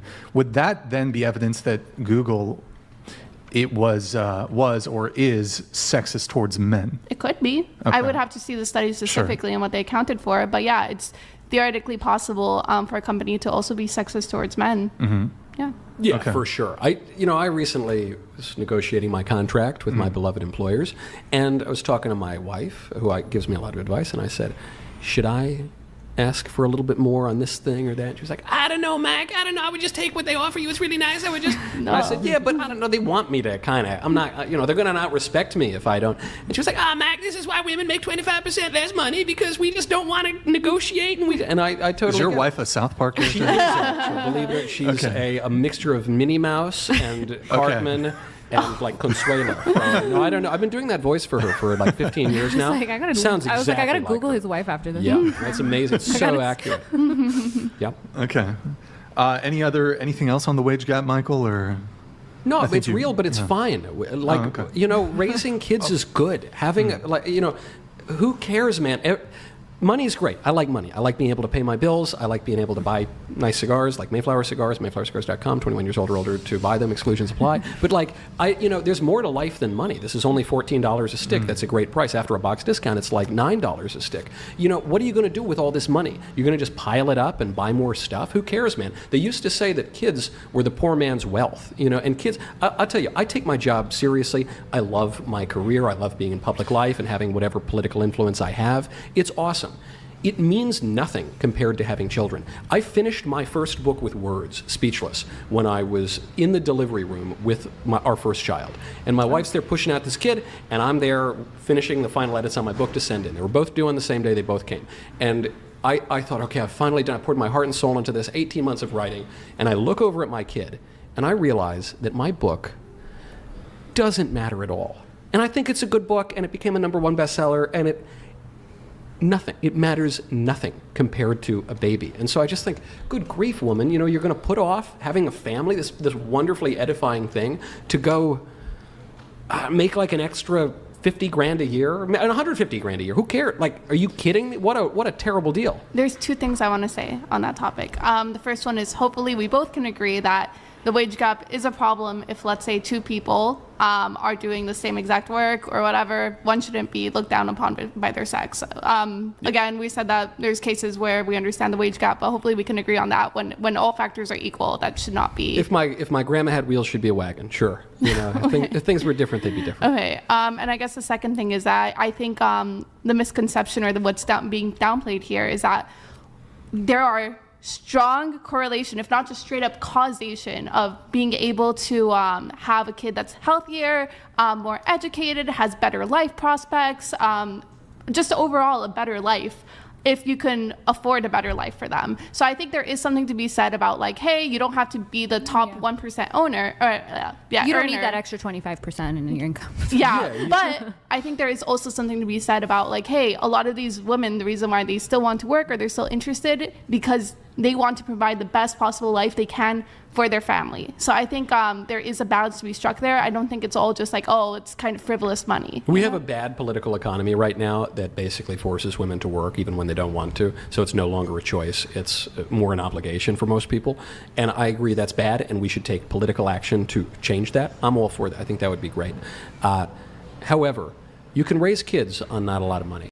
I didn't come from a ton of money, and I know a lot of my friends didn't come from a ton of money. And, yes, you need to be able to eat. You need a roof over your head. You need some clothes. But you can do that for a lot less than we have now. The problem is the two income trap is that once you start living that dink lifestyle, dual income, no kids, or the dinky lifestyle where it's like no kids yet, you get accustomed to a standard of living that you don't want to give up. But it's worth it. Yeah, make sure you can feed your kids, but make sure you have kids to feed. Last two things here on the wage gap. When it comes to things like sports, for example, we've had in the national U.S. women's soccer team, they actually filed a lawsuit. I don't know if you guys are familiar with that at all. So do you guys think that, for example, between the NBA and the WNBA or the women's national soccer team compared to the men's, do you think there should be an equalization in what they're paid? No, because one generates more money. Pixie? Yeah, I feel similar. Okay. Yeah, let's go. You guys are the most patriarchal feminists I've ever met my whole life. I'll have to. But then in OnlyFans, we make more money, So. Yeah, should there equal pay for men on OnlyFans? I think is our next. You're just mad I'm beating you. Pretty much. And he has last thing. You have an OnlyFans for his feet, right? No. Soon. Oh, what? What do you sell on OnlyFans? Nothing. I don't have. We do technically have OnlyFans.com/whatever. There's one clothed picture of Kiki. That's it. Wow. Yeah. So it's not you. No. Yeah, I could see people paying for Kiki. Well, yeah, not With her not beautiful me. cigar. Yeah. You know what? Well, okay. Last thing on the wage gap. Do you? I have a question for the three of you. Do you? When it comes to like dating, right? And we are going to have a dating talk after this with Michael joining us on that. When it comes to dating, do you guys want a guy to be a provider? Do you want him to, for example, pay on first dates? Just starting with you, Farah, going across. Do I want him to be a provider necessarily in terms of like rent? Not necessarily. Like I'm planning on buying my own house regardless of what my partner makes. Sure. When it comes to paying on the first date, I would prefer a partner who does that. Not necessarily because I need the money or I'm gold digging, but I think as a woman, we are just way more sexually selective. And so the chances of me even swiping on a guy in a dating app and then actually pursuing the date are so slim versus a guy's going to take up any woman. So I think actually having to shore up resources shows like an equal measure of selectiveness. Sure. Go ahead. Personally, I don't really care about like splitting on a first date. I do think it is more attractive when a guy does that, More but I think it's attractive. for one of the reasons that Farah listed. What is it? I want somebody who makes around the same income as me or higher. I'd be okay dating somebody who makes less. On the condition that they're taking up more of the household labor, which is statistically not likely. And Jasmine, what about you? First date, like I just feel like if the person who asked should pay, and I feel like if a guy doesn't, I just get this idea he's stingy, and I'm definitely not stingy. Like I like to pay for as many people as I can. And then when it comes to the other question, I actually I have such high standards when I look for things like intellect, humor, that I don't. That's why I make a bunch of money myself. Like I'm actually looking for a really hot chef. He doesn't have to make money. Like, he'll just because I can't cook. So I'm looking for a homemaker. So slide in my DMs. Well, you want a wife. Yeah, but like a hot chef. You did say whoever asked should pay. More often than not, though, are you asking men out? Or No. do you ask men out? I don't ask men Well, out. it's sort of almost. I agree. I think it's funny when feminists say like, no, whoever asked should pay. It's Well, like, well, but you are it begging ignores- out the fact that yes, it like does men ignore the usually fact. ask. Well, that's It's because we're genius. more It's selective. brilliant. Well, it's It's, more the thing about you just said we're more selective. I don't know, So I just we're think less it's funny the likely- semantics to just say like, no, I don't think the man You should may pay. as I think well it's whoever say should men pay. Yeah, should that's pay. what I mean. Why do you want your own house? So I could just be financially dependent, pick where I want to live. Even if you're married? Yeah, like I would probably buy a house before pursuing dating for marriage. Yeah. So what if, and then he would have his own house and you'd... I guess from there we would figure it out. From there, if we wanted to sell the house or both live in the house, like I'd be fine moving a guy into my house. Yeah. And you would still own the house? Or you'd split the house with him? Or you'd transfer it to him? I wouldn't transfer it to him. It would be my house for sure. You would have separate finances? I don't know about that, but in terms of like where I want to live, I'm 100% picking that on my own and getting my own house. Okay.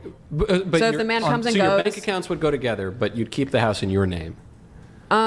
If we're married, I guess we'd figure it out as we go, but I'd probably like date someone and then, I don't know, I just don't want to be dependent. I don't want to like You don't move want to be to an dependent. area. So right, exactly. You don't want to be dependent. So why get married? Why get married? Yeah, I could be independent. I could live on my own. I could hire a maid. I could hire a cook. I could just whatever, I don't want to be independent. I want to be dependent on my wife. I love my wife. I want to make a vow that I'm going to stay with my wife forever and have a nice big family. And I don't want to be separated at all. I want to be one flesh with my wife. If I didn't want to do that, if I wanted to just be on my own but have someone to mitigate the loneliness and occasionally sleep with, why get married at all? I do want to get married. I am going to eventually date to marry, I think. Like, my goal is to eventually start dating in like a year, date in under 3 months, get engaged, get married. I don't want to do the like multi-year dating and like cohabitating before. I think that's a joke. I think it's a waste of time. But I'm also, why do it? I'm also cognizant of the fact that men today are a joke, and there's a 1 in 4 chance that your husband's going to commit infidelity, and I don't believe in necessarily like pursuing There are things the you can do to marriage if mitigate they those cheat on stats, you. though. Mitigating infidelity on my husband's part? What? Being a fucking blow doll for him? No, I wouldn't recommend that either. No, the things you could do is marry men who, for instance, don't recognize the sacramental reality of divorce. Just to That's use not one what example. that's not what I said. I said infidelity.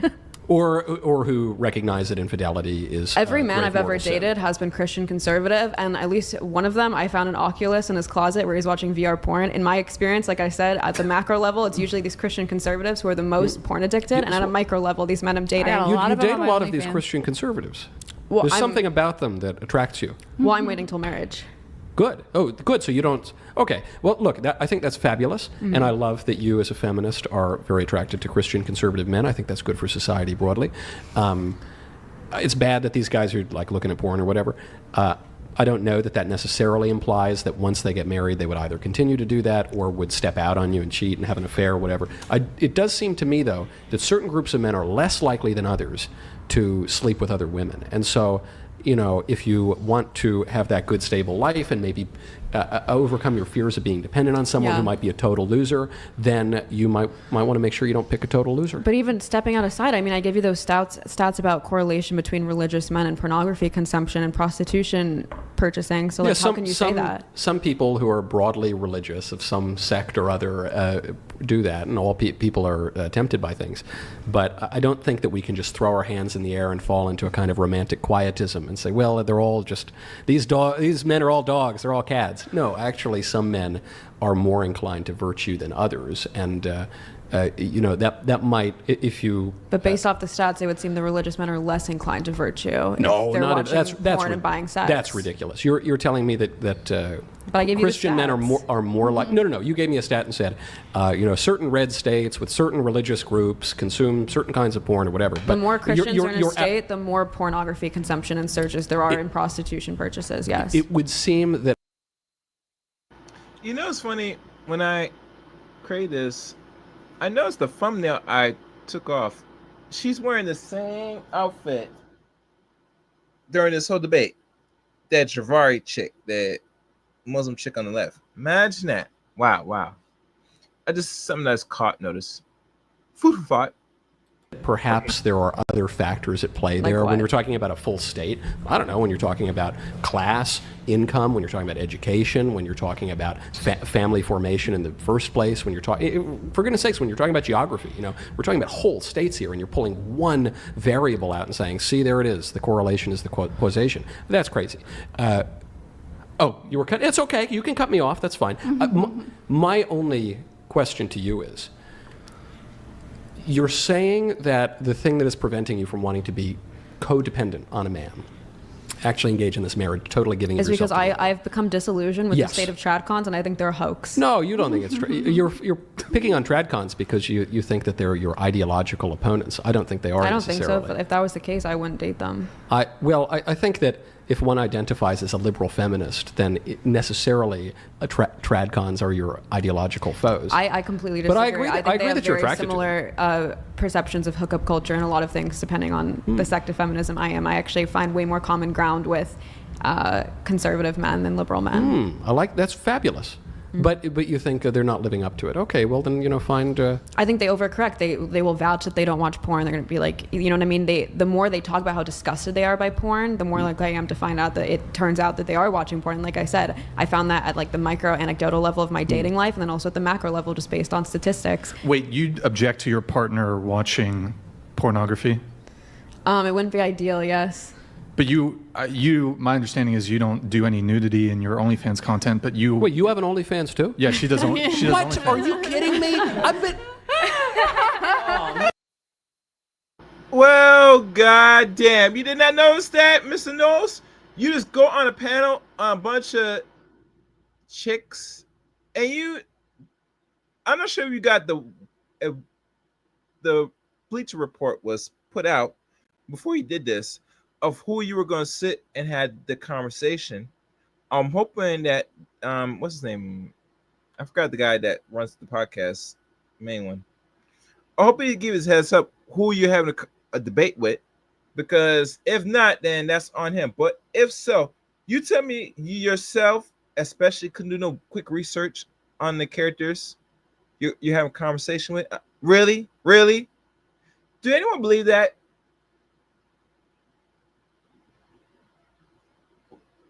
He did. Let me see. Okay. I think that's what he wrote. He did? Okay. All right, let's go. I thought you strung me along so well, and now you're going to pull the rug out. Hold on. You're the one who's trying to entice these men to look at this stuff. And then you're trying to put all of the blame on them? My OnlyFans I started a year ago. I'm talking about, this is why I became disillusioned and pink-pilled, is because I did everything right. I was a virgin all through college. I'm still a virgin. I do all these things. I date these Christian conservatives. They talk about waiting till marriage. They talk. Baby. No. Sweetie. You cannot remain or proclaim that you are a virgin, and you're on OnlyFans, bust it wide open, busting your cheeks open up your box,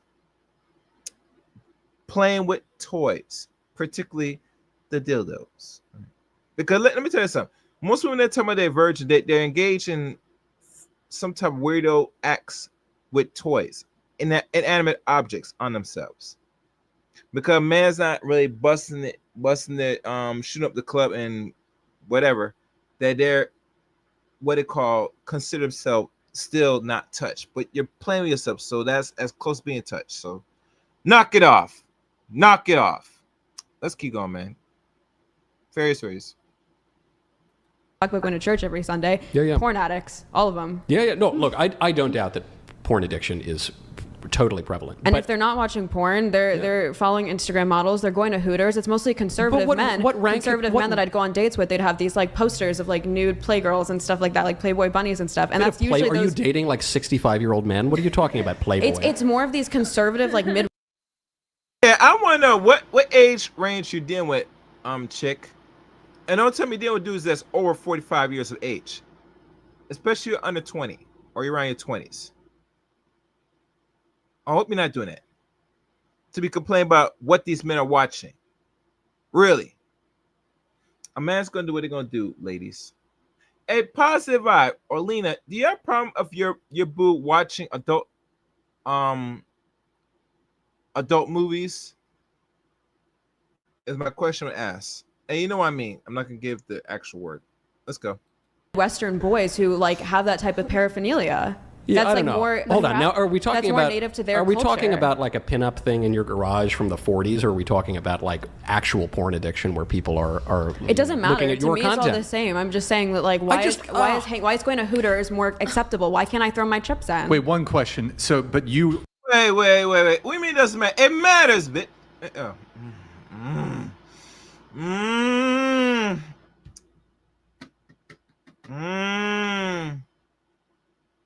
Man, you can't. In fact, I got something. It's been a long time since I played this, but I gotta play this. It's been a long time, but it's like Kevin Samuels always said. God damn it! You can't make this shit up! God damn it! You can't make this shit up! Yeah, say more. Fairies. You make OnlyFans content, so I guess how do you reconcile that with objecting to your partner watching that sort of content, but you also produce that kind of content? I don't necessarily. Well, go ahead. I mean, I just think it's funny because always on these red pill shows, men will get on here and be like, yes, I watch porn, but I wouldn't date a porn star. So what's the issue? And also, you're saying I do porn, but I wouldn't date a guy who watches it.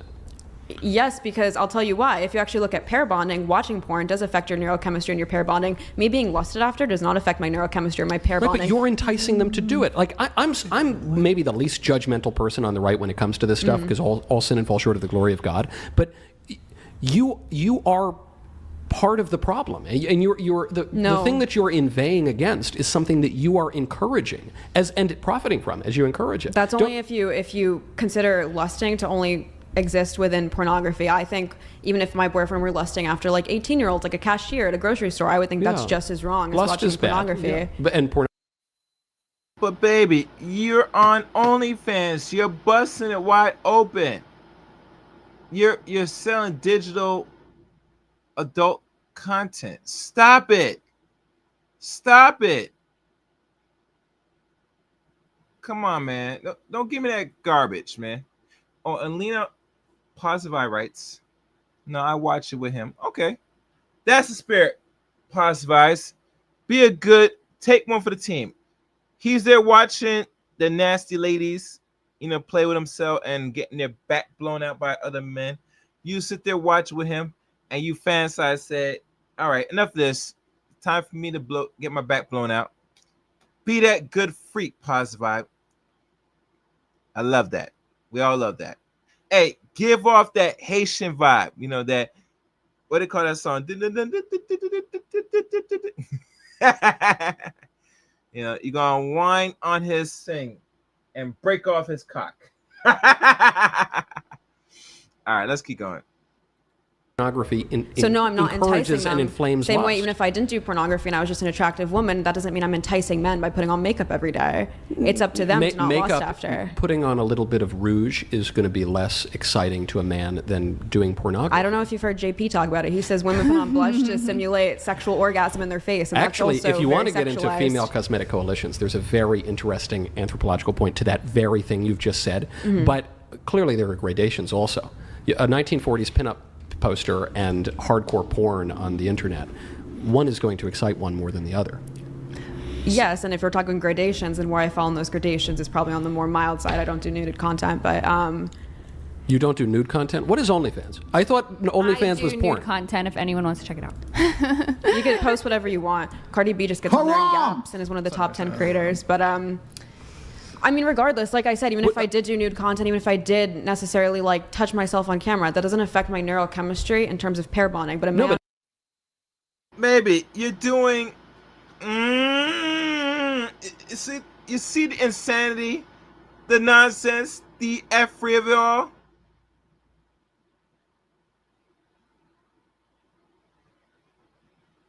Yeah, I see what you're talking about. I agree with him. Yeah, you're selling digital. Listen, you see positive. I see what we had to deal with. This is a Hindu, Middle Eastern, Arab chick, just like her friend. Her friend admits she sells her fake nudes and get her back blown on the hub. But the funny thing about all this, like literally, the funny thing about all this, man, is that you create this just to make money. I don't care if I don't show my body, either if she plays her box, it's her business. She's not getting stimulation. She's not going to affect no neurons. Baby, stop it. Stop it. You're still excusing the fuckery, man. If everything that was not so prevalent, you would not create no OnlyFans to make no money digitally with these thirsty, no good dudes. So stop it. You sound stupid. Let's go. Watching that, yes, you're doing something bad to these men and then complaining that the men are bad.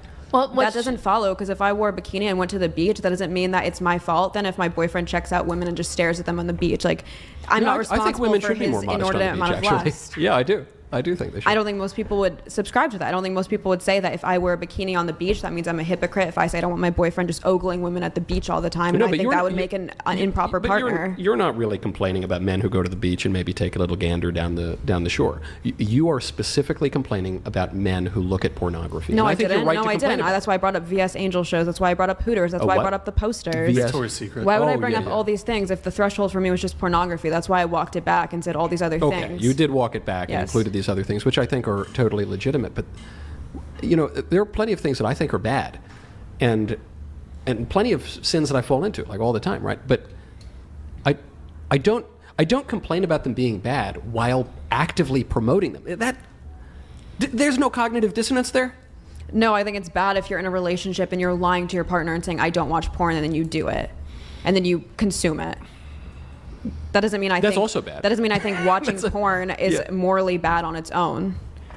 If I'm saying I don't want that, that's why same reason I said I don't think necessarily dating women is bad. But if I was married to a man, then yes, I would say him dating other women is bad. Doesn't mean I'm condemning dating in general. So you're coming back to the same thing that you said about abortion, which is I would never do it, but I'm not going to say it's wrong. No, I think once you're in a relationship, there are certain activities that you should not do. Because such as dating other women. So what if your partner says that it's okay to do that?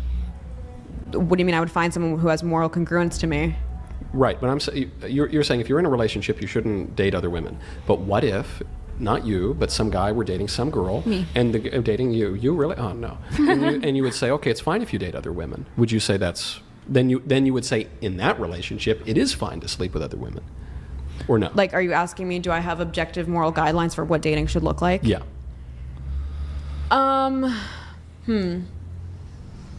I think if your goal is to have the most optimal marriage, there's lots of things you should not do, such as I think you should have a low body count if you want to optimize, longevity of marriage. I don't think you should watch porn. At the same time, I don't like that it stops at just those two things. Like, I think those are just the two things we use to shame women and try to force them into modesty. But there's other things. For instance, like, you shouldn't even cohabitate with your boyfriend before marriage, even if you're not sleeping together. If you technically want to increase your chances of longevity. Why not? And even once why shouldn't you cohabitate? It's not about shouldn't. I'm saying it more. Why would you discourage cohabitating? It's not about discouraging. That's why I'm saying I'm not moralizing it. Whatever you just said about cohabitating, why are you saying? If your aim is to have the longest, most healthiest, most happiest marriage possible, statistically speaking, not having previous sexual partners, not living together before marriage will optimize those things. That doesn't mean I'm moralizing it. Same way again, so why, if you're why married, with cohabitating? Because it's an important point on what we were just talking about. You desensitize, you kind of shore up on wifely duties before actually getting wifed. It gives the guy this incentive where he doesn't have to, buy the cow because he's getting the milk for free, all that bullshit. But that actually pans out statistically. But my point is, we talk... And because it's enticing, right? Because it's tempting. You're not going to cohabitate and not sleep together. That's not true. You think you could cohabitate and not sleep together? I've done it, yeah. Really? Yeah. Wow. Was the man a homosexual? Are you saying he's going to transgress my barriers if I'm like, don't fuck me? No, I think he would find it... I think he would move out before he would deal with that. Regardless... Thank you. At least this man's honest. I respect this man. Give it up to Michael Knowles, man. This man's the truth, man. Yeah, he's really giving it to these so-called weirdo chicks. Like, literally, no man's gonna be in no bed, no woman, and he's not gonna stick his junk in you. Stop it, baby. Stop it. You're delusional. I don't care what you talking about. Say you have no. A regular heterosexual, naturally born man that has the highest testosterone and has the enticing of a woman is not going to sit there just lay next to him in bed and not do nothing. Stop it. And now let me stop playing. Let's keep going. Regardless, I'm just saying there are certain things that will optimize your marriage. For instance, even once you're married, if you guys don't sleep in the same bed, that will actually lead to a stronger marriage. That doesn't mean I necessarily prescribe it. It just depends. What are these variables that you want to add into your relationship to strengthen it? So it's not necessarily that I would say a guy shouldn't necessarily watch porn if his girlfriend's okay with it. Same way, again, technically I wouldn't prescribe don't sleep in the same bed together, even though that could also disaffect your marriage. You've come to so many of the right moral conclusions, but you just don't want to take credit for them. You don't want to say that they're true. You just want to say that you just accidentally come to the right conclusions. Let me ask you this. You probably prescribe that people don't have premarital sex, right? Yeah, I would. Were you a virgin until marriage? It. No, I was an atheist for 10 years. I did a lot of naughty things. Okay, and you would probably prescribe that people don't watch pornography in marriage? Yes. And the reason being that would disaffect your chances of marital success and happiness? No, I don't, as we were talking about earlier on ethics, I don't view ethics from the perspective of consequences. But you also said what's true is typically what's good, so they're kind of hand in hand. That's what you said earlier. But I don't consider means in light of ends. I don't think that good ends would justify immoral means. What I'm saying is that actions are good or bad depending on the actions, and more importantly, actually, on the character of virtue of the person who is acting in them. So the way that I would ascertain what's good or bad is according to virtue, not according to some weird calculation of like statistics say I'm going to be married longer or whatever. Well, final thought from the both of you on this. Go ahead. I was just going to say, well, statistically speaking, couples are happier together when they don't sleep in the same bed. Would you not prescribe that then? Because there's no virtue tied to it. That's more. No. There's a lot of virtue tied to modesty and restraint and waiting until marriage. No. That's not what I meant. Even once you're married, you'll have a more successful marriage, statistically speaking, if you don't sleep in the same bed as your partner. It's very aristocratic. I'm too middle class to do that, but. But yeah, the aristocratic classes sleep in different beds. I guess my point was that people pick and choose what level of pair bonding they want to create with their partner, whether it's not watching pornography, having premarital sex, and then not sleeping in the same bed. I'm skeptical that you actually have more marital satisfaction if you don't sleep in the same bed, but the British royals have been doing it for a long time, and they all cheat on each other, I guess. So right, I guess what I was trying to outline is just that there's a lot of different I am going to have to move it on. We have Seaberg here, no wage gap, it's an earnings gap.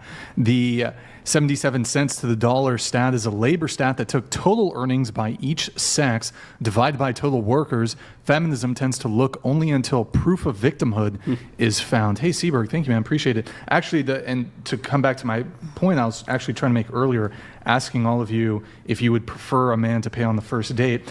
Couldn't it be the case? I mean, even if we remove the fact that, for example, men tend to work more hours, they're more likely to relocate for work, they're more likely to work hazardous jobs, and there's a whole bunch of other variables. Given the answers that you provided to my question about if you would prefer a man to pay for the first date, let's assume that somewhere between 30 to 50% of women also hold that. It might be more.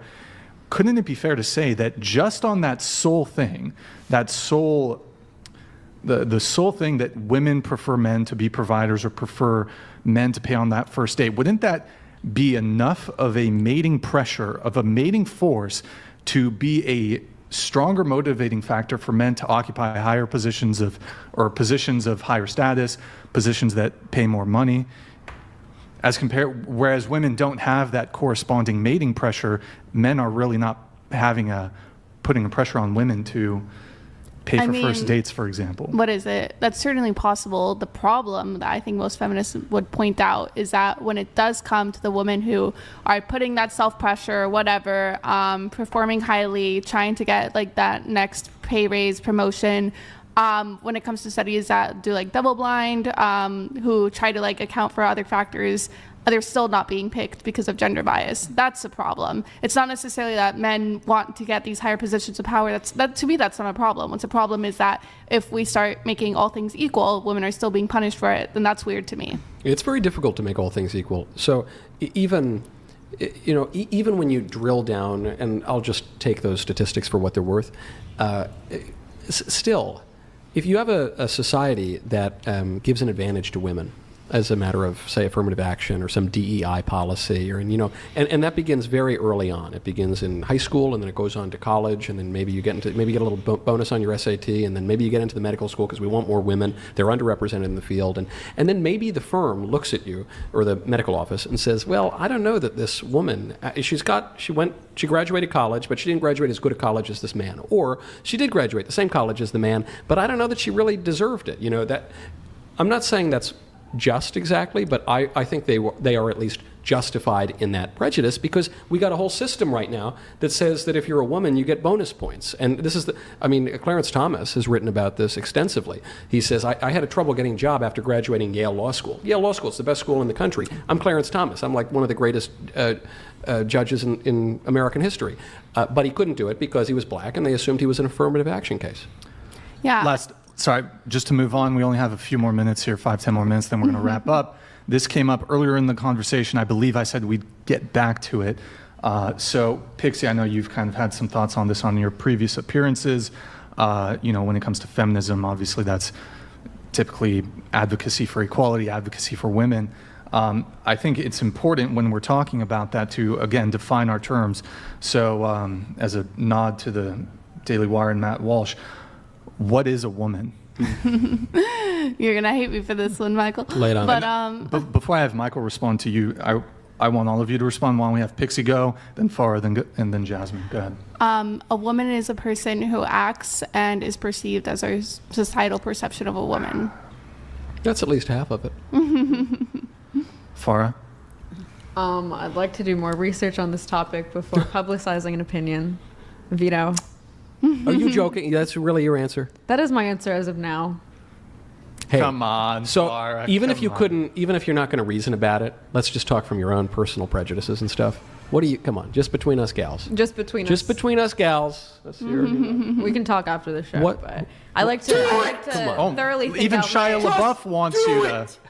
I like to thoroughly think out my opinions before publicizing them and platforming them. You don't have a hunch? I bet you have a hunch of what a woman is. I didn't say I don't have a hunch, but that doesn't mean I want to platform my hunches. Okay. It's too dangerous to venture an answer these days. Okay. To give a hunch? Yeah. I would take kind of Pixie's view. I think women can be, I don't think trans women and biological women are the same, but I don't think trans women are men either. Like you can have an umbrella term for women and have both trans women and biological women under it without realizing that, without also saying baby, stop the cap. Stop the cap. Stop the cap. You say what? Trans and natural women? They're not men, but they're not women. What's our What confusion is this? All right, let's keep going. That they're exactly the same and they have all the same issues and everything's the same. If they're neither men nor women, what are they? They are She just women. said I that they said, were but women. I would say they're a part of the umbrella of woman. Okay, not Yeah. a part of the umbrella of men. Yeah, they are because they're biological men. So they're both. You can be a trans man or a biological man, or you can be a trans woman and a biological woman. So depending on how you're looking at it, if you're looking at biology, yeah, they're not the same. Can you though? Can your identity be different? You know, your metaphysical identity be different from Your biological physical identity can definitely be different than your social identity. Yeah. How? Easy. When this goes back to the whole chromosomes argument, but like you didn't check any of our chromosomes or biology before calling us a woman, right? No, Kind of I think there are enough indicators.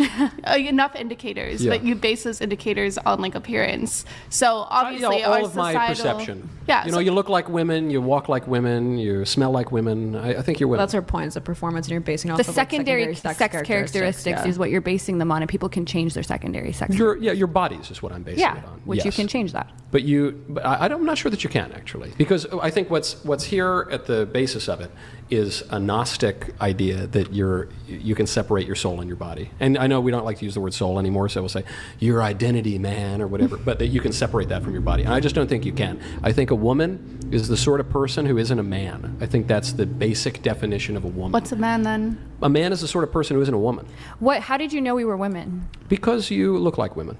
Okay, And so you if sound I'm- like women, if I'm- and when I talk to you, you give the impression that you're women. So if a really good passing trans woman is here and you were mistaken, Then I would be mistaken, but he Yeah. would not be a woman. no. But my point But is I that can be what mistaken on what rare you're looking occasion. at is secondary sex characteristics, and Yeah. those are things that people can Those are the change. signs So that to point to the pretend reality that of their this sex. is all men and women and like, But I'm not saying the signs are synonymous with their sex. I'm saying the signs are signs, and the signs symbolize something. But there is something to say about somebody that, like you said, walks, talks, looks like a woman, and to say that this is now 100% a man. 100. No, you have to say. No, he would be performing as a woman, and he might even fool me, depending on how much surgery So he's he would had. socially be a woman. He would try to do that, but I he don't would think not just society should try. recognize He those would traits. He would not succeed just to the try. point- He would yeah. succeed to the point where it you doesn't don't even matter. realize it. Yeah. Usually you do realize is the thing. I know they It's like convince survivor themselves that they bias. really, but they, I've met plenty of transsexuals because they protest my speeches, and they usually you can tell because. Again, it gets to what we're talking about at the very top of this debate, which was the question of human nature, right? I think me and old Uncle Aristotle believe that you're a body and a soul together.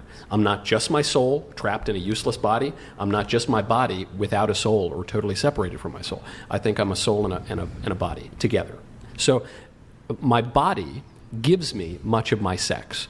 To use the technical term, it's an inseparable accident of the individual. And I think that pertains to my whole person, because you can't separate those two, for the whole of my life. To change Pixie, your body. can men get pregnant? Can men get pregnant? Not biological men. Okay. Yeah, trans men can. Okay. Can we really divide men up like that? Like, I'm a biological man, but I'm a spiritual woman, and I'm a... I mean, we do, what is it? We do classifications within gender all the time. Black woman, white woman, for example. That'd be racial.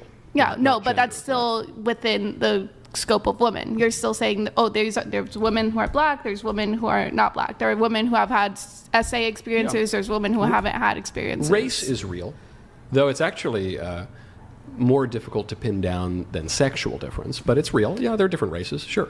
Yeah. So you can, black people and white people are different races, and men and women are different sexes. Last thing on. Yeah. Oh, sorry. go ahead. One can't become the other, except in the case of Michael Jackson, who he got the closest, but he was still, I think he was still a black guy. Wasn't that vitiligo? That's what he said. Well, that's what he said. I don't know if I believe Michael Jackson, because he was actually, you I don't want to say stumbled because that's condescending, but whatever. You stumbled onto something quite interesting. I'm glad I did. Because the whole idea is that when it comes to like the notion of race, the reason why Michael Jackson was technically never white, he was always black, is because we treat race as like a historical question, basically. What we're asking when we ask somebody what's your race is basically what is your ancestry, like what got you here to be here now, versus sex or gender specifically, where we treat it more of a societal conception, like what are you performing as. Yeah, I don't treat it that way at all, and I think that I think racial difference is real. The reason Michael Jackson's black is because he did Thriller. Like, I don't think you can't really change your race. Rachel Dolezal tried, and she ruined her life because of it. But if you could, I mean, I'm kind of swarthy, right? You might think I'm like Arabic or Mexican or something, even though I'm Italian and waspy. I don't know. Waspy, which you see in the Mayflower cigar, actually. But I certainly couldn't change my sex, because the difference between a black guy and a white guy, I'm not saying there are not differences, that there are physical differences, there are cultural differences, sure, maybe, but those differences are nothing compared to the difference between a man and a woman. Okay, the point is, I think what we're trying to get at here is that when it comes to like our conception of sex versus gender, we base our conception of gender on how somebody Dustin looks Washburn donated and acts $200. more than anything else. Michael, with your talk and logic about soul and body, do you believe it's possible for the wrong soul to be placed in the wrong body? No, because I think, following old Uncle St. Thomas Aquinas, that the sex derives mostly from the body. So it would be incoherent to say that the soul is another sex. Because if the soul were a different sex, the soul being the substantial form of the body, it would mean that men and women are different species. And men and women have a lot of differences, but we're not. Why did God create gender dysphoria? Dustin, thank you. Last thing on this, and I think, Pixie, you've had, on your previous appearances, you've maybe had thoughts on this. And I think feminists tend to differ on this last topic that we're going to hit on when it comes to the trans discussion, sports. Do you think that there should be separation? What are your thoughts on, for example, trans women participating in women's sports? Yeah, so I think what I've currently seen of the data and studies is that even after taking hormones and such, there might still be advantages in certain ways. So to me, it would be like, it's a theoretical question, like I would have to have more data, but basically, if it seems that some of like these biological advantages are like too high or it cannot be mitigated enough through the use of hormones and such, then yeah, it would be too much of an unfair advantage versus if the data shows otherwise, that it's like, no, actually it is like mitigated well enough. So that's my general stance on Isn't it though, aren't we just all slaves to like the data, you know? It's like, well, if the study shows, I love the data. Yeah, maybe, but the data are so manipulated. I mean, social scientific data, they're in a major replication crisis. Well, if right? it wasn't, the scientific method is our best way to get to the truth. Is it?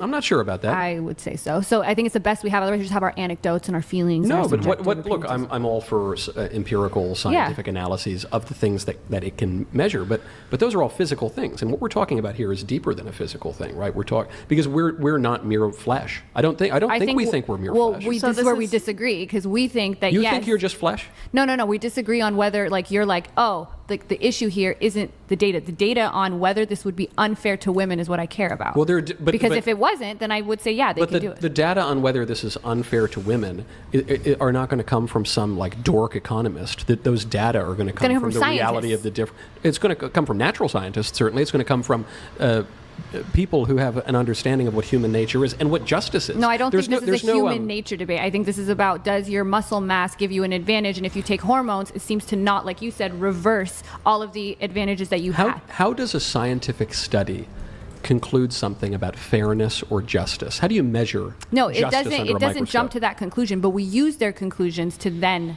make our opinions. Oh, you're saying so you would look at a scientific survey and say, wow, that big husky dude who swam against the women, turns out he was a lot faster than all those little women, and therefore I conclude that men competing against women in a women's sport is unjust. No, what you should do is you should be like, hey, okay, how do we realize if, like, okay, I don't know, should trans women compete with real women? I don't know, do they have an unfair advantage by doing so? I love that you slipped there and you said real women.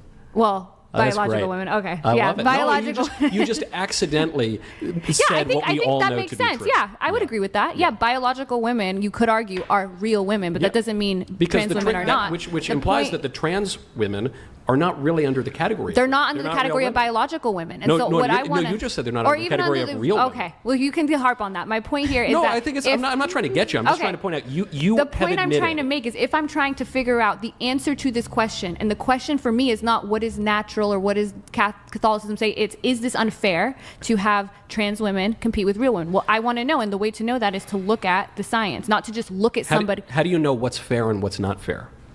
In sports, to have an unfair advantage, and that you could, yes, unfair things are unfair, but how do you know what is unfair? You'd have to compare, like, right? Like, you would have to see, okay, this is why they banned certain drugs. I don't know anything about sports. I'm assuming all this. I'm just saying, how do you know what fairness is?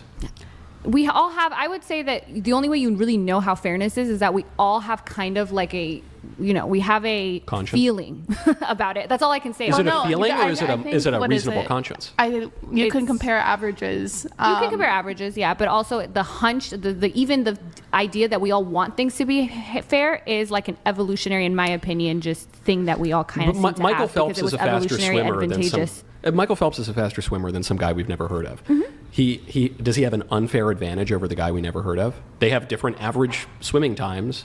Is the average swimming time going to imply something about fairness and justice? No, you need something else to come to a conclusion about justice and fairness, and that's not going to be scientific. Well, It's going to be we're not philosophical saying- and ultimately Yeah, religious. I Okay, agree. Philosophical. quick. Last points. Go ahead, Pixie. I'm gonna say I do think that comparing averages does give us greater insight of what's like fairness or not. So, for example, Michael Phelps competing with other Olympic swimmers is much more fair than Michael Phelps competing against like a completely average swimmer. So obviously, there's something to be said about people within like the same leagues or performing around the same level, and that's why we have like golden versus bronze versus like Right. silver categories. Well, no, that would just be awards for the Yeah, people no, within but the I'm same saying category. sorry, I should have said Division 1, Division 2, Division Sure. 3. So you're saying people who are of the same type, it would be fair for the people of the same type to compete against each other. Yes. But we've already established that trans women and real women are not of the same type, so they shouldn't compete against each other. That's why Forget we're- about the averages. That's why we're also saying that when it comes to like hormones or certain supplements, if the divide gets bridged enough, then it might open to new discussion or different discussion. So that's why we're if you saying pump it's yourself full of data-based. enough hormones, then the trans woman who is not a real woman could become a real woman?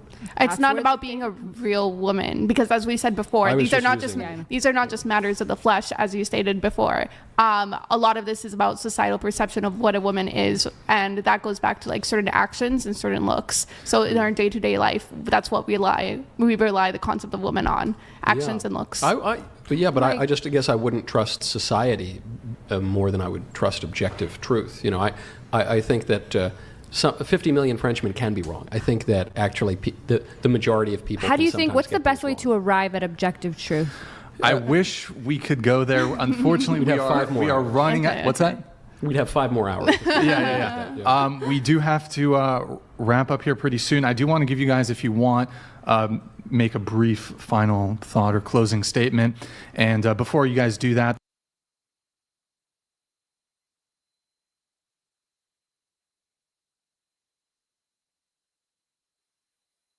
Oh, sorry about that, guys. I think that's it for that. My final conclusion to all this, I think Michael Knowles hold this end between these 3 ladies. I think his views are pretty extreme, harsh, but it need to be said, especially the climate we're in, especially how now you see the system that's not going to back off pushing adult content. Hell, the rumor was that they were trying to create a more extensive way of verifying people watching adult content. But we all know in certain states, I think one state it said password, forgot what it was called, but that's not gonna stop a lot of women that's in the business to keep exploiting their bodies on the internet. I mean, if they really want to stop the adult content on the internet, it's better off they just sit there, just punch people that is putting out the content. That's the only way you're gonna stop it. As long as they're able to do their content freely in a capitalist system, make money, you're not gonna try to regulate it. Regulations don't work. I'm telling you right now, guys, it don't work, and it never supposed to work. Because there's always some way someone's gonna find a way to go for the loophole, watch, and get the content needed. Other than that, this was a good debate. What's your thoughts, guys, in the comment section between Michael Knowles and the 3 feminists? Did he hold his end in the bargain, competing these going against these ladies about their views and their thought patterns? I think he did. I could be wrong, but I'd look forward to reading your comments on this one. The links to follow me are in below. You can follow me on Twitter at Chaos27. You can add me as a friend on Facebook, Eric Ray on Facebook. You can join my Discord service. You can follow me on Rumble, CRain20 Rumble. And last but not least, become a member of the Chaos Rain Show as well. Membership guys perks. Please, guys, leave your comments, like the video on your way out. If you want to give a thanks and donation to this, I will appreciate it. Other than that, thank you for watching. And until next time, let it Chaos Rain.